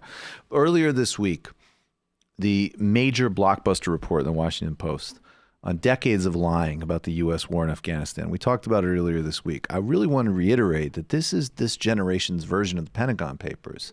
And Afghanistan is not even in the loop in terms of main media broadcasts. Negotiations between the Trump administration and the Taliban have restarted. Ultimately, there does need to be some type of comprehensive agreement. Pakistan needs to stop playing a double game. The U.S. needs to get out. The Afghans need to have their autonomy respected, and the Pakistanis need to have their security respected. But again, there's all of these deeply dysfunctional, incestuous relationships between our military interests there, our intelligence services, the Pakistani intelligence services, realities that are barely talked about here, like the fact that the Ghani government, they cover maybe half of the country, in my understanding. And what exactly even is the Taliban? What's the difference between the Afghan Taliban versus the Pakistani Taliban? What is the difference between people who maybe have some type of international ideology versus essentially indigenous forces resisting occupying NATO forces? That's what it is at the end of the day. This is Ro Khanna again. He's demanding congressional hearings on these Afghan papers, which again, it's stunning the extent to which this has not been covered, nor have people from any administration implicated by this, that is namely Bush and Obama and Trump too, being questioned on this.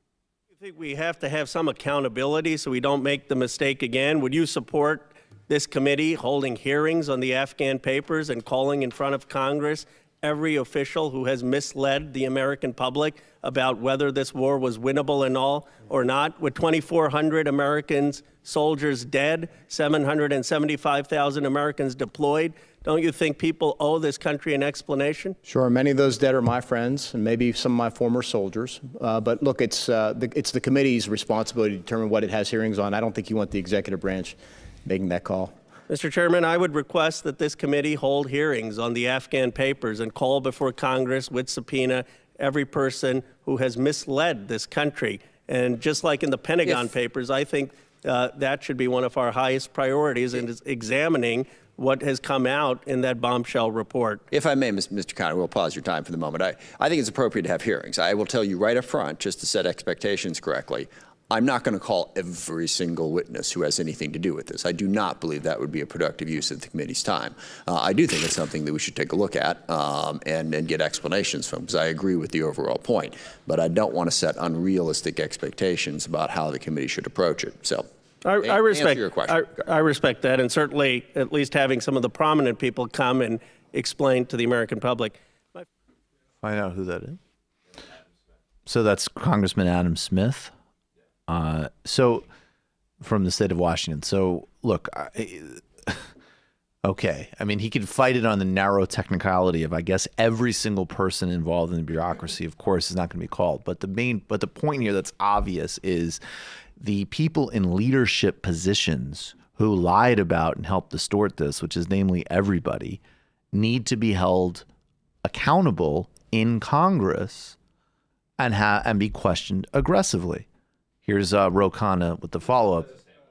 But I just wanted to point out that he, in his tweet, he says, "Let's bring Rumsfeld in," which I liked. Yeah. Let's bring Donald Rumsfeld in. Let's start with Donald Rumsfeld. We don't need to bring the janitors or whatever. No, we're not. Right. We don't have to bring in the junior analysts. Let's bring in McChrystal. Let's bring in Petraeus. Let's bring in Rumsfeld. Let's bring in Panetta. Let's bring in Clinton. Let's bring in Biden. Let's bring in all of these players.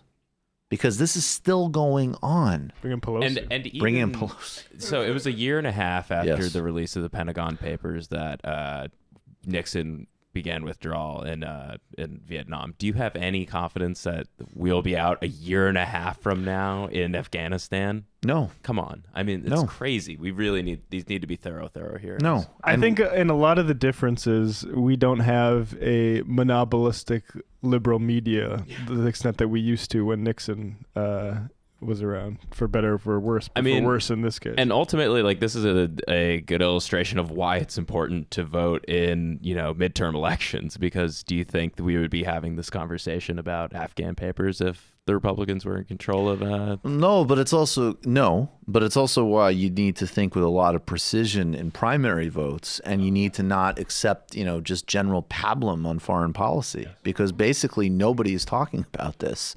And of course it wouldn't happen under the Republicans. Although I will admit, I have to confess, there are certain areas where, if you're talking about Yemen, Mike Lee has partnered with Bernie Sanders. If you're talking about there was a working to stop the march to war with Iran, Khanna Gates worked with him on it, for God's sake.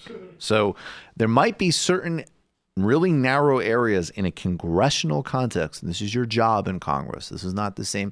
I'm not going to dredge up a dumb old debate.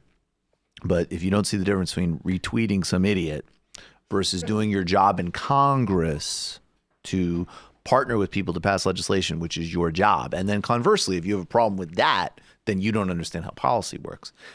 In the very narrow area of things like ending the war in Afghanistan, you might see basically real hard right and actual progressive coalition, because that is an area where the quote unquote mainstream broad center is perfectly content with just the endless story changes, dishonesty, and bullshit, because they've built a narrative in their head about why we need to do it there. And there's a lot of bureaucratic self-interest in perpetuating it. And do you hope that coalition politics like that continue moving forward in in the areas where it's helpful? My point is my point was that I don't think Mac Thornberry is going to call these hearings. Mac Thornberry is definitely not going to be calling those hearings. I think there's some areas, whether it's on surveillance, on Patriot Act issues, and things like that, where you look to, he's already in a different basket, but look to a Justin Amash. Don't look, because a lot of those issues, they're going to, look at the Patriot Act. It just got shepherded right through. And, that's how those votes go. And so you do need a different coalition to deal with them. That's political reality. Oh my God. I remember, I'm old, guys, and I remember debating a kid in class about the Patriot Act when I was in high school. Wow. Yeah. And his argument was that, a lot of these provisions are going to sunset anyway, so it's fine to have it for now. And my argument was, no, they're not. And I didn't know a whole lot about a lot when I was in high school, but I was very sure that this was going to be very sinister for a very long time. So I take no pleasure in saying this, but in your face, Brian Craigie. Yeah. I was going to ask for a name. You're calling from an 801 area code. Who are you? Where are you calling from? 801. Is this me? Yep, this is you. What's up? What's your name? Where are you calling from? Oh, sorry. All right. Yes, my name is Mac, and I'm calling from Colorado. How are you guys doing today?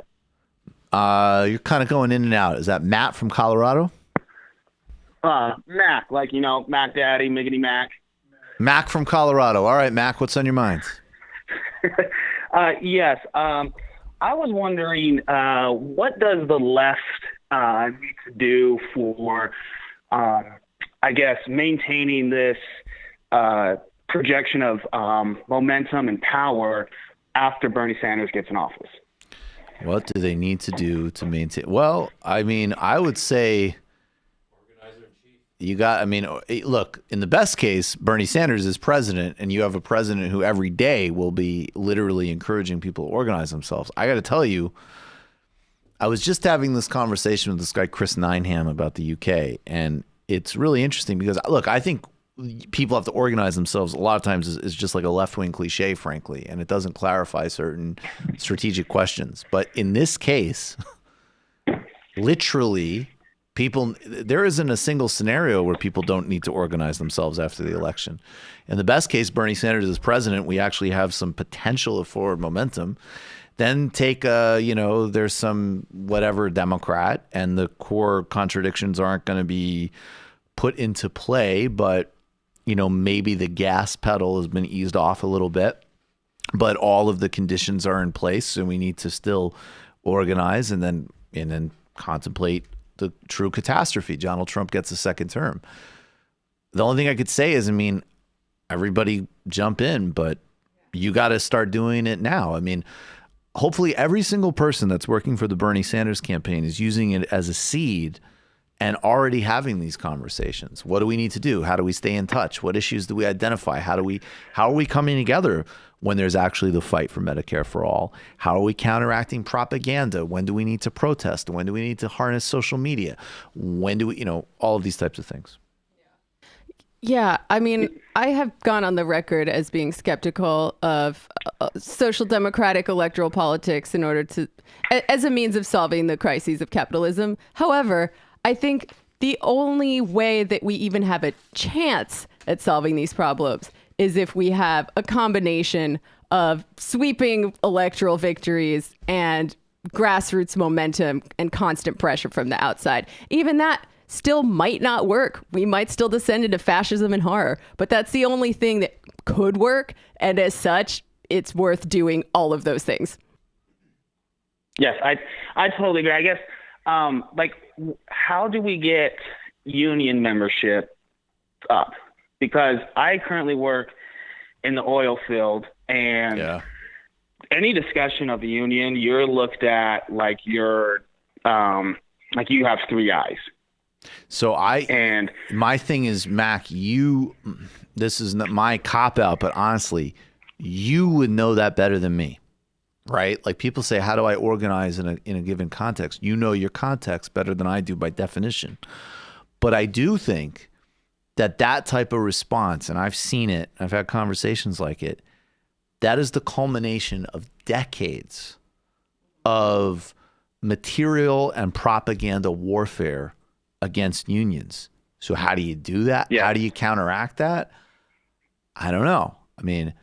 Maybe you find the one person that's willing to even entertain the idea, and you recommend an article that's worth reading. It's baby steps. Maybe you start talking about the same concept of collective action, but you don't use that word because that bothers people.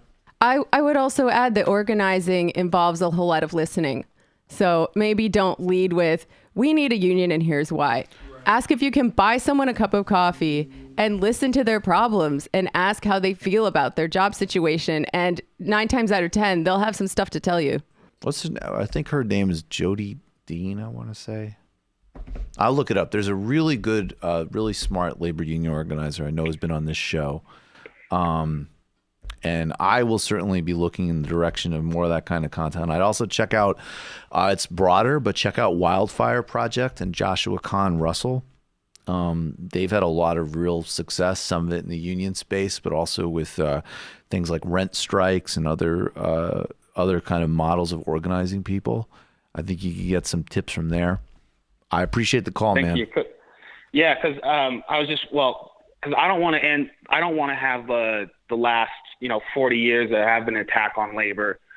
Is like I grew up in a union household where the mentality was you harm you harm someone that's in our union, you've harmed me, friends, that type of mentality, and it just doesn't ring for people. And my father and grandfather were union organizers for decades, and they're just beat down. Like I just hope the left, that doesn't happen after Bernie Sanders gets in office. Well, I think that also it's really important to, that even on the left, there was probably a period of time where labor unions were kind of considered unfashionable or whatever. And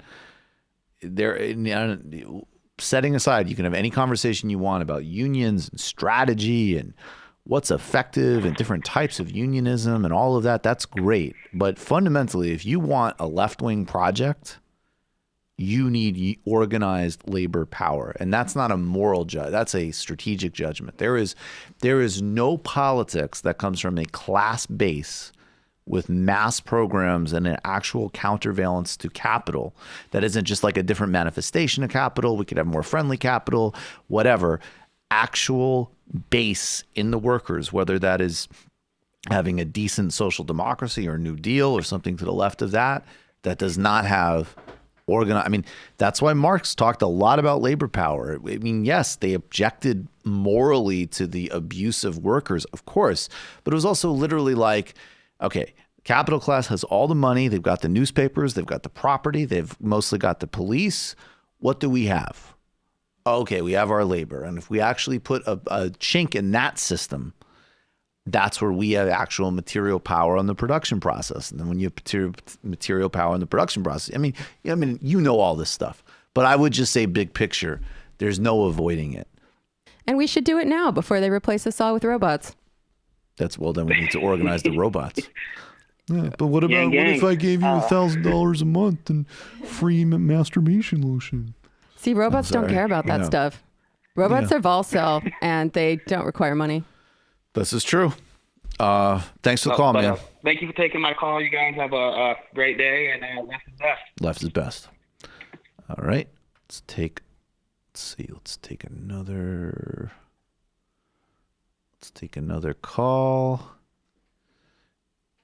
You are calling from, man, so many calls. You're calling from an 847 area code. Who are you? Where are you calling from? Hey, it's Josh from Chicago. Josh from Chicago. What's up? What's on your mind? I want just to quickly talk about the UK election. Yes. I'm actually very optimistic. Go vote, you idiots, if you haven't yet. Oh, you fucking idiots. I'm very optimistic today, actually, about Labor's chances. Okay, tell us why. So basically, right now they're up in the polling in all the marginals that they in 2017, including Kensington. They're up 2. They have a very good candidate there. And in Chingford. What do you mean by up? Like, are they counting votes already, or are you talking about exit polling? The polling. Exit polling? Poll done before the election. Last poll done before the election. By who? Yeah, they're up 2 in Kensington. And also in Chingford, where the horrible Ian Duncan Smith is, who's just a fucking awful, awful, monstrous human being. It's basically a virtual tie in the polling right now. So get out there and vote. The one thing they are doing, though, today is there is voter suppression going on. I've had friends be at polling places where they've asked either for a polling card, which is illegal to ask for, or some kind of other voting ID. One suspects it's probably the Tories who are desperate and realize that they are in danger of losing. So be aware of that. But I'm optimistic. I think as long as Labour can defend their northern seats, which were Brexit voting constituencies, they should be able to, if not get a majority, they might be able to get a coalition with the SNP. Well, and even that's Boris obviously Johnson could fucking lose. that's the absolute best scenario. The coalition with SNP. Thanks for the call, Josh. Get out there and vote if you haven't yet. Let's take one more call. You're calling from a 7-8. I lost it. Intimidate a few Tories on your way out, too, you know? Well, I mean, don't literally. Okay, you're calling from a 701 area code. Who are you? Where are you calling from? Hi, this is Lindy from Nebraska. Hey, Lindy. Whoa, competition from Nebraska. Lindy, what's on your mind? Hey, I just wanted to talk to, shout out to Matt about a book I just got done reading and just say a couple other things real quick. Grapes of Wrath, like by John Steinbeck, I think is super relevant because of like, it talks about migration and how people were discriminated against. And he goes to these essays, right, in between chapters. So like look into like chapter 14 maybe for literary hangover, Matt, just an idea. All right. Or, I don't know. And also I was going to look into class notes. So thanks for. Oh yeah, for definitely. that, Read Class Notes, Adolph Reed And, Jr., great essential book, no doubt. Yeah. And Capital City by Sandoz. That's something I'm going to read pretty soon because she was a local author in Nebraska. Cool. And I guess the only other thing I wanted to say was, for that bill 37748, call your senators, if you can, or leave a message or whatever you need to do, Which to help bill? out with that. Which bill? And the one on, isn't it? It's the one on the military budget. Oh, You the were talking about NDAA. Rokana? Yeah, the NDAA. I'm not sure. Is that what it's I'm called? not sure. I don't know. NDAA. I'll look it up. Anyway, but yeah, Yeah, you guys call your rock, people, and, call your Congress people, and tell them to vote against. Absolutely. Thanks for the call. Wait. Lindy Yeah, sorry from about Nebraska, right? Yeah, that's me. I called yesterday. I screwed up because I got too nervous and my freaking plumber came in. Oh, you That was did me. you did a good job, man. So sorry about that. No, don't be Yeah, sorry. yeah. Just don't do it on my days. Peace. You guys are awesome. All right, thanks, man. Appreciate it. Yeah. We Have a talked great about one. another capital city with Sam Stein recently. Yeah, that's actually what I Interesting. thought he was. But it's a good title. All right, George W. Bush. I think if he was a man who could be true to himself, would be married to Condoleezza Rice. And he clearly is extremely a big fan of Michelle Obama. And I try to actually give. I do think that there are ways in which, because I agree with Zizek about manners in a certain way. So people on the left were pissed that AOC did an RIP to John McCain. I'm sorry, she's a congressperson. She's going to do that. Well, she hasn't done it since then. But in the main, there is going to be. McCain did only die once. Yeah, I was going to say. She hasn't done it for any other ghoul. I'm just saying. I feel like she may have learned We'll from wait that on experience. the Kissinger drop. That would actually be. She better not. That would be a line to not cross. But the point I'm making is that in general, if you are holding political office, you're going to shake hands with these people. You're going to, it doesn't need to be as effusive as maybe her tweet was about McCain, but you are going to say rest in peace, condolences to the family, because that's what normal people like. Joe Budden gave condolences to the McCain family on his podcast. It's not even about politics. Normal people see things like that and they go, right, you're a polite, decent person. And the left should own that lane. It's actually strategic. So, and I made this point with Ellen. Ellen's whole thing about we need to figure out how to find a common humanity is true in a deep sense. But Ellen wasn't finding a common humanity with George W. Bush. They were being two multimillionaire assholes watching a baseball game together. And that's different. And I just think that this Michelle Obama line is really revealing, and I want it to be in the deep sense. I don't want it to be like, Obama's there at a funeral of George Bush. Fuck them. Not all that. Well, as long as we're being strategic, I don't think it's a good look, as they say, for the left to be caught just fighting with the Obamas. Because as much as we want to criticize Obama's legacy as president, like, I think he is so popular that you might as well fight different battles. Well, and you need to strategically choose your intervention. So when Obama actually does say, I will fight against Bernie Sanders being nominee, you need to prepare yourself for an actual political battle. Not nitpick over every this or that thing that the Obamas say. But this is interesting because this isn't, so I would normally ignore this clip, but this isn't Michelle Obama saying, I have a good relationship with George W. Bush and yada, yada, yada. Like, that stuff is ignorable in the main, but this is something deeper that I think does actually need to be dealt with. I think you're friends with both Ellen and my dad. Yes. And they sat next to each other, which caused some sort of online backlash. Mm-hmm. Your husband recently talked about the dangers of cancel culture. Yeah. What do you say to people that want to be closer with each other? I had an opportunity to sit by your father at funerals, the highs and the lows, and we shared stories about our kids and about our parents. Our values are the same. We disagree on policy, but we don't disagree on humanity. We don't disagree about love and compassion. So this is what's really tricky is like, the reason I didn't get into it is I thought a lot of what Obama's cancel culture thing, he made some totally valid and correct points. Yeah, but he wasn't talking about canceling people for war crimes, right? No, well, right. And this is the bigger point here is that I totally agree with. There is a version of this ethos that you can hear when you talk to people who, I have a friend who works in post-conflict zones. Okay. Like, people figuring out how to rebuild a community where people have maybe like literally murdered members of each other's families, and you need to, as a practical matter, put that aside and move forward. And I do think... You mean sell out? Yeah, be fucking sellouts. And I do think that even from the... And again, Bernie actually does...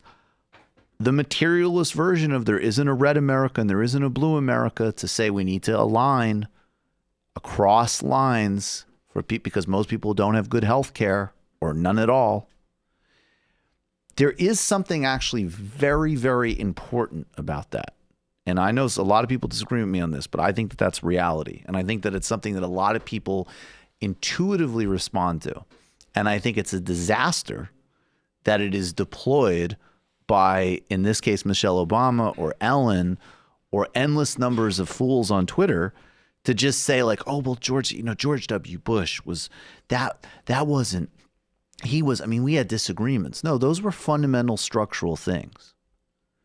It's the disagreement that you can have is on things that are either more trivial or on acknowledging fully what somebody is and what their actual record is, and finding some humanity in spite of that is totally different than just like, we're on different sides of killing millions of people. Yeah. Because that actually is the true undermining of that human-seeking ethos. And the last thing I'll say, we should have pulled this clip. Nelson Mandela is known for strategically and morally promoting reconciliation. And that process. Watch what he said about George W. Bush before the invasion of Iraq and Tony Blair. Watch that clip. And he certainly still would have met with them and recognized their humanity. He also said that George W. Bush's brain couldn't function properly and that they were plunging the world into a Holocaust. And he was right. I kind of believe her in this clip that she has the same values as George W. Bush. Oh, definitely. Totally. Like, if you can view the deaths of hundreds of thousands of people as a mere policy difference, you never cared about that stuff to begin with. And you and George W. Bush are the same. You are both wealthy plutocrats who uphold the imperialist consensus on U.S. foreign policy. Also, I can't wait to see AOC do the Phoenix dance on Henry Kissinger's grave. You can't just, and you can always see this with people who object. There really are people who object to Trump primarily on aesthetic grounds, which is like the only part of Trump that's charming. Bush, that he's hilarious. Bush has way more bodies on him than Trump, if you care about that kind of thing. I'm not even getting into the comparison. I'm just saying it. But regardless, it's the same. It is absolutely the same thing. And if you care, if you care about any of these things in substance, then you have the same objection to George W. Bush. There's no doubt. But there is a large group of people that, again, their objection to Trump is aesthetic. It's not political. It's not moral. Let's do this. This is funny. Greta Thunberg was named Times Person of the Year. And we have two different clips, 8 and 14, to go over with that. But this one on Fox, I mean, you know, I am so wary in general because I think that there's this massive disingenuous liberal appropriating of her, which is embarrassing and disingenuous. Then there is look, of course, right wing. I mean, everybody's, I can't believe the president's attacking her. Really? I can. I would have predicted it the first moment she got any national exposure. No, he's too classy to attack a child. Yeah, no, like right wing propagandists and lunatics would never attack a young person for being involved in politics. I mean, come on, can we get past being surprised about what you know is inevitable and try to deal with what these people are actually about? And then what's obscured and making her a proxy for culture war stuff is the fact that actually, and she's a leader and there's other young people, there actually has been some global youth uprisings on these types of issues. And that's incredibly encouraging. Now, the question then obviously becomes, what policies are you actually advocating? We need to make sure that these aren't austerity policies through a green lens. That's what the neoliberals want. We need to make sure that this isn't appropriated by the right. There's a lot of very important questions here. And a lot of people are disingenuously, or in the right's case, just grotesquely using a courageous child as a proxy. But you do need to document it. And here is Fox News with some of their good spin on this, naming her as Times Person of the Year. Say one more thing about Greta Thunberg, just because I want to get Be careful. Don't take the bait. This is when it all breaks both parts. Is why they do this. The hard truth is that this is I love it that they've totally got the absorbed all right, before you attack a kid. Yeah, the meta narrative. Right, there you go. So don't attack a kid. She's bait for us to look bad by attacking her. It's all bait and switch. Right, exactly.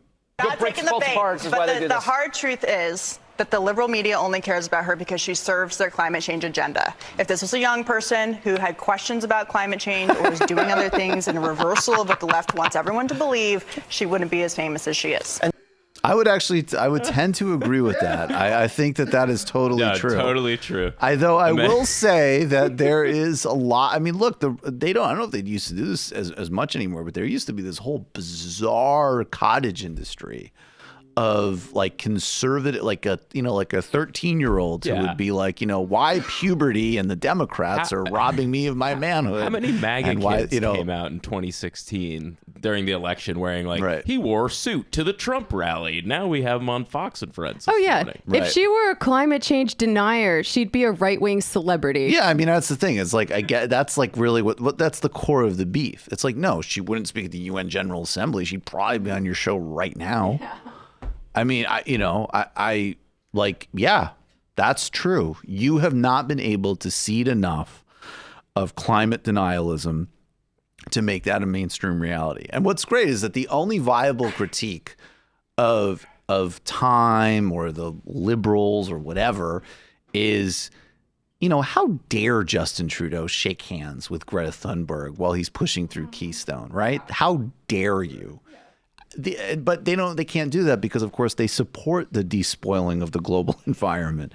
Now, I did find, I have to admit, a Trump adjacent figure that criticized Greta that I admit I was very charmed by this. Now, this is going to trigger a lot of people that I found this funny, but it's clip number 14, and it is what it is. And I would also say Katie Pavlich should watch this for an actual response. Apparently, this also solves a big question about the ending of the series, because I guess Tony Soprano is still alive, and here he is responding to Greta Thunberg being named Times Person of the Year. Greta fucking Thunberg on the cover of Time. Jesus Christ. She's 14. She should be in timeout. Fucking climate change. It's always fucking changing. Yesterday we had rain. Today we got clouds. This is shit. It's all a big fucking jerk off. Come over here. See this vegetation? It's been there for years. Since Iroquois and Aztecs and shit. Climate change is like mood swings. Like my friend Johnny Sack. One day he's sad, he's pissed off. The next day the king of New York. What are you gonna do? Whatever happened to the strong silent type? Jackie Cooper, Clint Eastwood, Sling Blade. Don't have to say much to know there's a lot up here. Greta fucking Thunberg. That is an amazing Tony Soprano impression. Where do you think Tony is broadcasting from there? I don't know. It looks maybe like a beach house, you know, some coastal property that he does not seem to be worried about. I guess he'll flip it if it goes underwater. You know, I do listen to is with my coastal property is Ben Shapiro. Yeah. I can sell this shit. All right. Yeah, Ben Shapiro, the little Jew kid who makes the Logic videos, so I could sell it. It would be funny if Greta had an evil climate change denying twin, though. That would actually be I mean, that twin would get a lot more Fox News spots. Yeah, that twin would have a show on Fox News. The jury is still out. Yeah, that twin is named Ben Shapiro. Yeah, I was going to say, right. I think we already discussed the twin. There is an evil version, and he has been literally propped up by them since he was a child. Speaking of which. Oh, my God. He's a child forever in my eyes. Oh. Let's actually go to let's see the clip number 13. This is just hilarious because this actually is on a similar theme. There is something about the Republican mindset. I have so much more respect for, you know, it's like just reject what you don't like. Don't constantly try to replicate it and then whine when your knockoff version isn't considered to be the same thing, right? You don't go, you know, you see a bag somewhere in Times Square, the Chanel has two ends on it, and they sell the fake Chanel bag. They don't go, oh, God damn it, why do we not get the same respect as the Chanel Corporation? This is the same thing. But this is Fox with, so of course they spend all their time lying about and propagandizing and inciting violence, in my opinion, against Ilhan Omar, Rashida Tlaib, AOC, Ayanna Pressley too, all the time. And when they're not making the most gutter, brain-dead, race-based appeals, what are they doing? Why can't we have our own squad? US. But they have plenty. Why can't we have our own squad? I set it up so well, too. That's the Bert, you're glad that this is her? Taylor joins us now with the conservative squad. We have Minnesota congressional candidate Michelle Fischbach, South Carolina congressional candidate Nancy Mace, and Texas congressional candidate Beth Van Dyne. Thank you, ladies, for being with us. Jessica, congratulations. They're going to be your did this. replacement. Yes, ma'am. Thank when you look at these ladies that want to form a conservative squad with you, what goes through your mind? You know, I'm just honored that they want to join in this fight, and that's exactly what it is. You know, we are losing the younger generations of this country, and I'm so grateful that they're willing to join up and help in this cause. Okay, Michelle, why did you want to be a part of the squad? You know, this is about bringing the conservative message to the people of the United States so that people understand that we're looking at do-nothing Democrats. They're obsessing about impeachment and not really doing anything for the people of the United States anymore. You know, you take a look at western Minnesota, the district that I live in, and they're ignoring USMCA. They've finally gotten around to it a year later. But the farmers Republican out in fascists western in that part of Minnesota need USMCA. Speaking and from they waited experience. and waited, but they have plenty of time for impeachment and the sham that is, and they just continue to obsess about that and not do the things that the people of the United States really need. Well, they passed USMCA, so what do you got now? Fish So back? what else you got? His talking points are a few days old. Yeah, all right. So whatever. The point is it's depressing. All right, we'll play a little bit more. Nancy, why is the squad important to you? Well, if you look at my life, I got my start as a waitress at Waffle House. I became the first woman to graduate from the Citadel, the Military College of South Carolina 20 years ago. Today, I'm a businesswoman and state lawmaker running for the United States Congress. And this is about our future. This is the American... Today I sell Wait, she hasn't even won? No, 3 out of 4 of these haven't won. It's a theoretical squad. It's a knockoff, not yet existing squad. It's a squad in waiting. It's actually like the fake Chanel bag being assembled. A shadow squad. Yeah.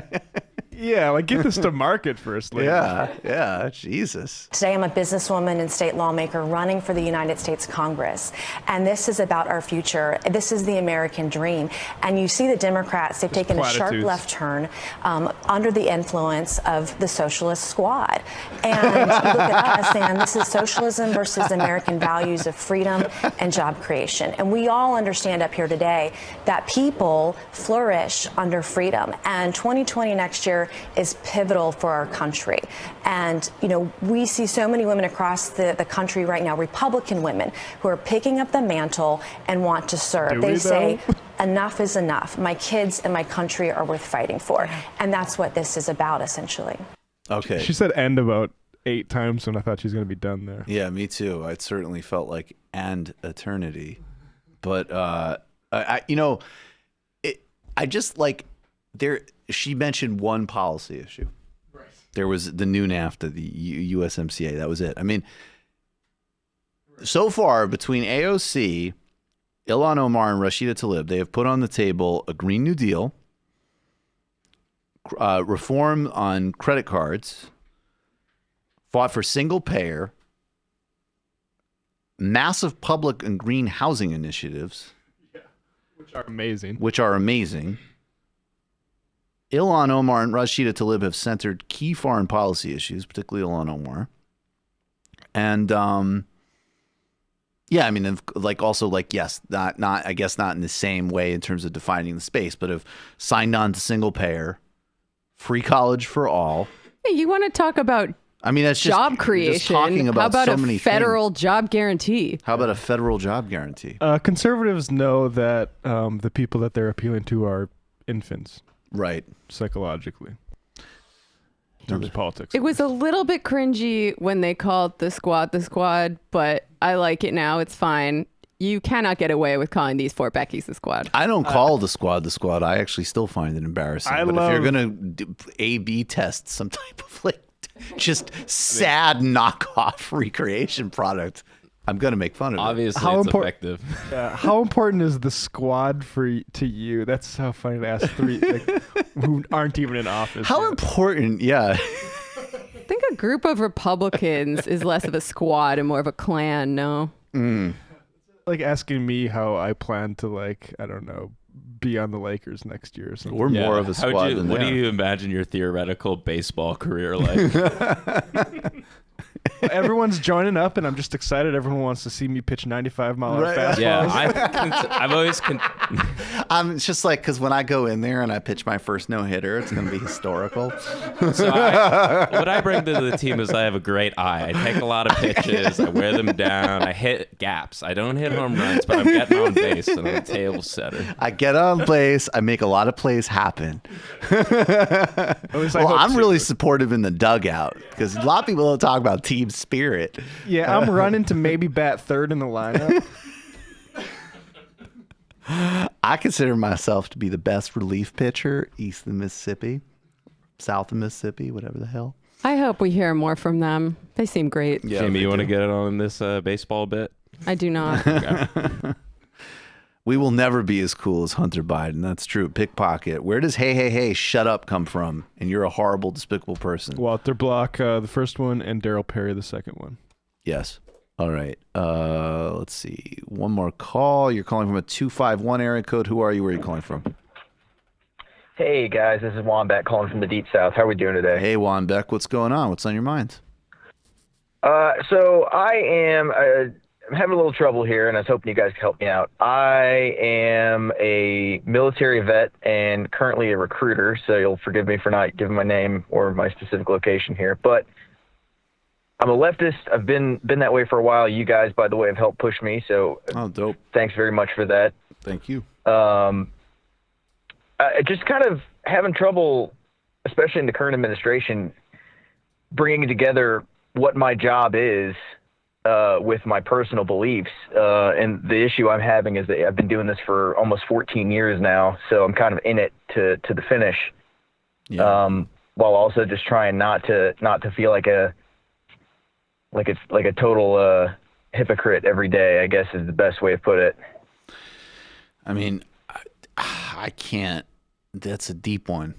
But I would just say, from perspective of my politics and general viewpoint, I am not big into people's like individual choices and personal whatever. One, because God is working on all of us.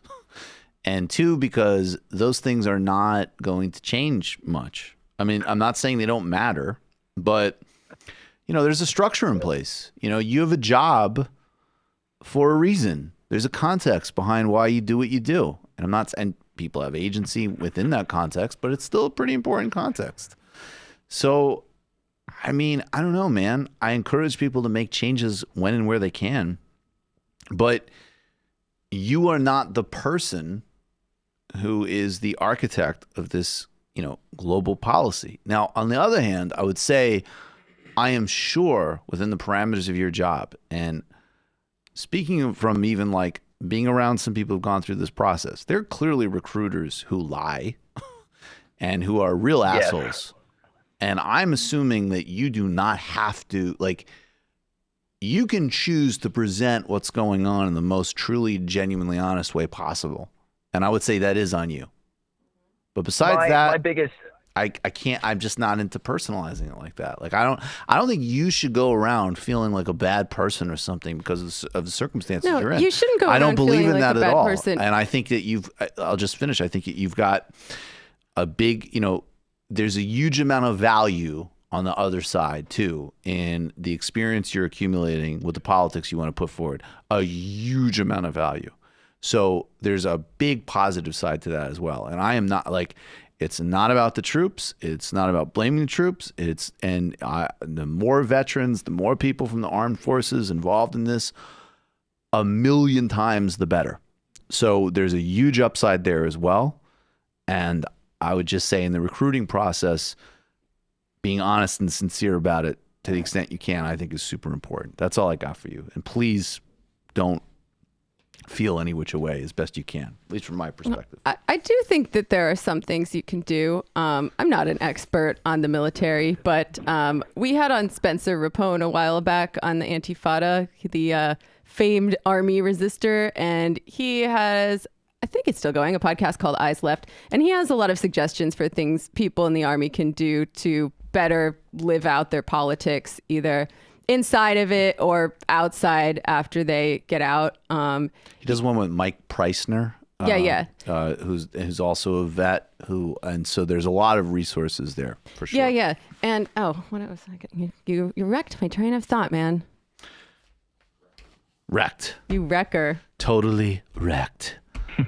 I mean, yeah, he was saying when we talked that there's great chance. There are a lot of chances for class consciousness, and there are a lot of chances for organizing within the army. And he was not the only leftist that he knew in the army. Clearly, you are another one. And there are a lot of things working against that. I think they made laws specifically against unionizing in the army in response to efforts to do that in the 1960s.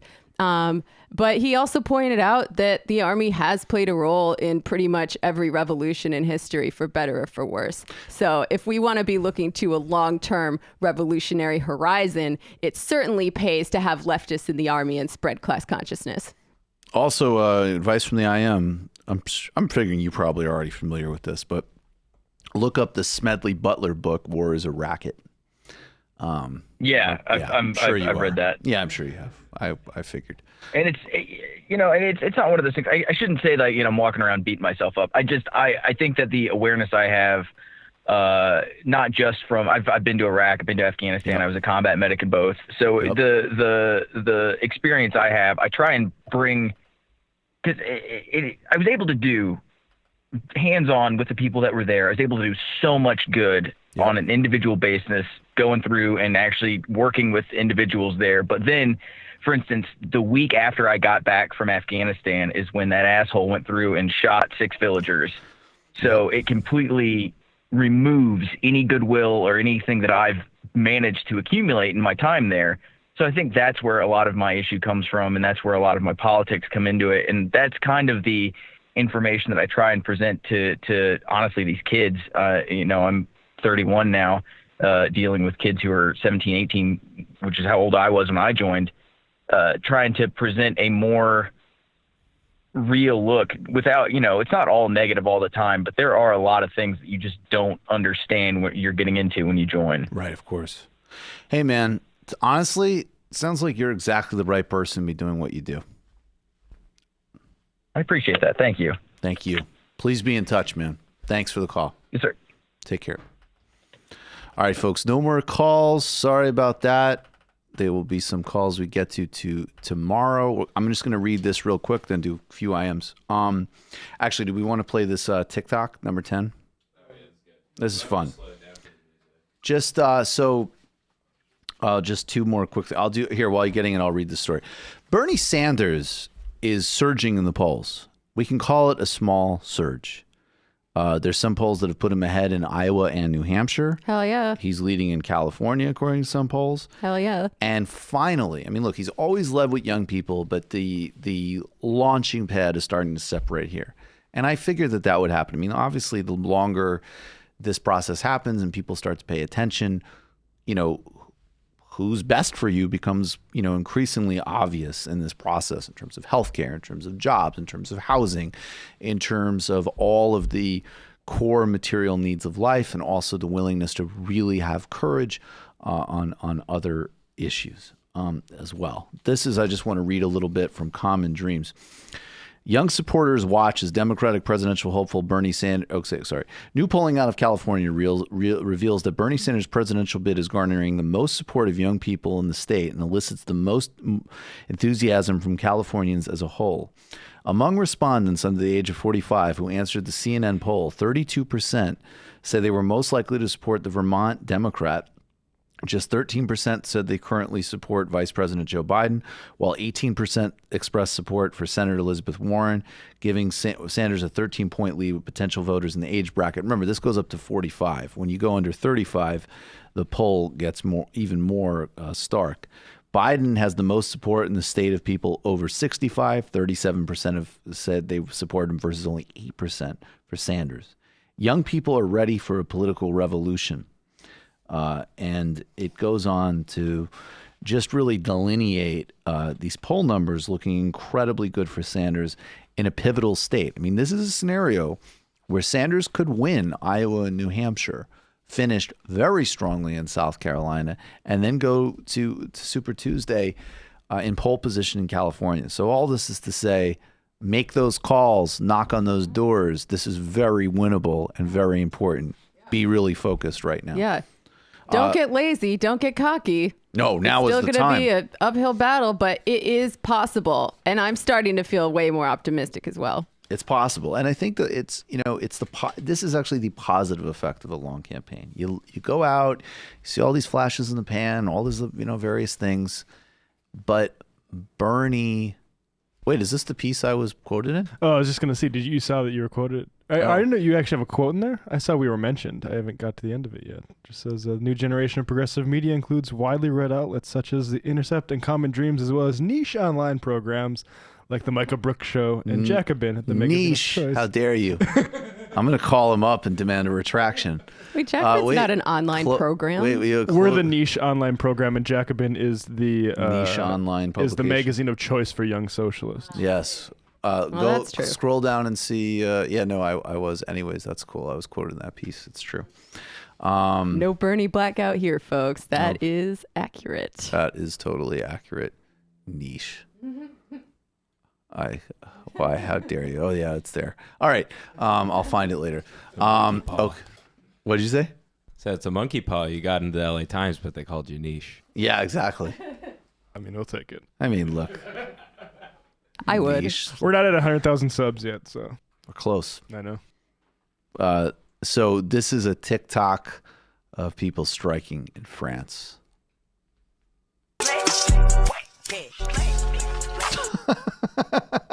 Can we see that again? Yeah, I think we need to play it one more time.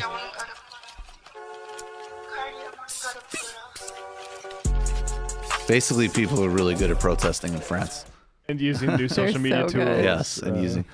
Yes. So watch and learn from best practices, folks. The French make it look so cool. It's the sort of thing where it's like, if we're able, because we all want to protest like the French, right? And people bring up obviously the geography in America, and that is an issue when you don't have you don't have like a single metropolis. But if it's possible, it will be through communications technology that hasn't been available on this planet until like basically this decade. But then you got to be super careful because that communications technology is surveilled, owned by predatory corporations that are antithetical to it, and they're gonna add signal to noise to the signal. Yeah, Right. I don't know how many protest TikToks are getting around in Hong Kong. Probably not a lot. Trumpy Bear. There are closed primaries in California. So if you're MPP and you want to vote for Bernie, you need to switch to Democrat. Everybody make sure you are registered as a Democrat to vote for Bernie Sanders in California and in New York and much else in the rest of the country. I would just register as a Democrat. Yeah. I'm sorry. Who cares? It's utterly irrelevant. And you want to be in a position to influence primaries, most importantly Sanders, but there's a variety of primaries across the country you're going to want to play a role in. You can be an independent in your mind.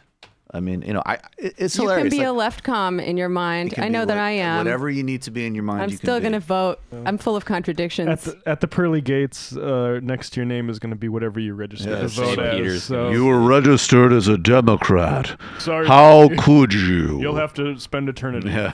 I'm not convinced. There were plenty of options to vote for moral gestures and maintain your individual consumer purity, but you chose to more easily participate in primaries. How dare you? If there's even a 1% chance that it's going to do anything, I want to show that I tried, We might as well. Okay, I will respond to this because this is stupid, but I will clarify. Super helpful to continue making the show entirely about giving permission to stay home if anyone but Bernie is the nominee. Michael, all of those people immersed in Republican policy appreciate it. Okay, so I will say for this person who apparently hasn't absorbed it, I'll say it only one more time. I'm only going to indulge this one more time. Whoever the nominee is, I will advocate voting to remove Donald Trump from office, which translated, I'll be very precise for this person because I don't think I got to be slow here. If you are in a swing state, which is to say a competitive state that could go either way, in other words, Trump or the Democratic nominee could win. I hope I'm taking notes. Whoever sent this, I am. You should vote for the Democratic nominee.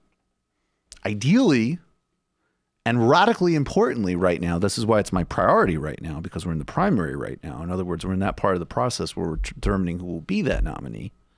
We're voting, I think it needs to be Bernie Sanders for a variety of urgent material and historical things, including, by the way, people that might be close to me that this is going to have a consequence on. So don't make assumptions about why something might be important to other people as well, even if they have a platform. But beyond that, I would say whether it is Tulsi Gabbard or Joe Biden or Elizabeth Warren or Cory Booker or Andrew Yang, or I can't name all of these people. I hope it's Andrew Yang. Sure. Vote for him over Donald Trump. And that, by the way, as soon as I say that, there's another little microcosm of the audience that goes, Michael Brooks admitted he is vote blue no matter who. I find... Those people should go argue in a sort of SART room. If you are someone who cannot absorb the idea of clearly delineating a vitally important primary fight and doesn't understand the stakes of it, and that triggers you, or if you're somebody who doesn't understand the urgent need to make sure that Donald Trump is not returned to office, even if it is a terrible Democrat, yes, you both are made for each other. Go argue in some dumb Twitter echo chambers I have no interest in. There is something bigger than 2020. And if you don't start to try to solve the larger scale problems that we're in, you are going to have those Republican policies. And if you haven't, if the last couple of decades hasn't taught you that, I don't know what to tell you. But I grew up in a family that was personally affected by the Clintons pushing through welfare reform, as an example. And even something like this food stamp thing, I don't think it would happen under a Democratic president, but I also know that the Democrats are not going to do all that much to stop it in terms of reality. And I also know that if we want to return to proper spending levels and maybe even increase them, there's one candidate who I would trust to do that, which is why I'm prioritizing that right now in the primary. In the general election, I do not think that Donald Trump is better for the left. I do not believe in making strategic calculations with other people's lives. That's why I suggested voting for Hillary Clinton over Donald Trump strongly. And again, people on both sides of this seem to be really confused. There's another contingent of people that now all triggered, like, yeah, Michael used to have a more nuanced opinion about Hillary Clinton. No, I didn't. She's horrible. She's disgusting. If you care about Haiti, if you care about the fate of the broader planet, you will come down unequivocally against Hillary Clinton. That was the binary choice of that election. And so I advocated you vote for Hillary Clinton. And I was also, there's no doubt, I'm sure that there were conversations because I was so inundated by bullshit and false equivalencies where I pushed back. But don't think for a second that I think that this person is a positive contributor to the U.S. or global public life. And if you think she is, then you better justify that to me on Iraq, on welfare, on the fucking flag burning amendment, for God's sake. Ridiculous. Now, on the flip side, there, and I think this person is very much of that. They can't deal with the fact that we're in the primary. And then on the flip side, there's no light without heat, folks. There's no light without heat. And on the flip side, I am not going to be in a position. I just heard an amazing interview on David Feldman with Randy Critico, who is a awesome, like, kind of activist, comedian. He got tied up with Roger Stone. Roger Stone basically made up lies. I mean, he's part of the reason that Roger Stone's going to go to jail. And Randy Critico was so totally someone, and it was really disarming because he was like, yeah, like, of course I hated Hillary Clinton, and I lived in New York, so I voted for Jill Stein. And he's like, but man, I would have done that differently. He's like, I wouldn't have done it differently necessarily in New York, but I get it. I don't want a Gorsuch on the Supreme Court. I don't want, like, he said this. And this guy is like again, he's a ground level activist. So you can synthesize those positions. And when you synthesize a position, which is usually the smartest path forward, you end up offending people, to which I say tough. But that's the last I'll ever read like that. Yeah. That's just a total misrepresentation of what's happening. It's a representation of their emotional state, yes. Not this show. Yes. Look, voting, we've said it so many times before, it's harm reduction at best. I mean, at best, you can actually get something accomplished like Bernie Sanders wants to do. But like as a member of the anti-capitalist left, I can see a few different paths to achieving socialism in this world. One of them involves some SOCDEM electoral victories that help the working class fight from a position of strength. The other involves far-right electoral victories that throw millions of people into misery and horror, in which case the working class is fighting from a position of desperation. I would prefer the path that involves less human misery and suffering. And obviously, we all know what path that is. Absolutely. Final I am of the day.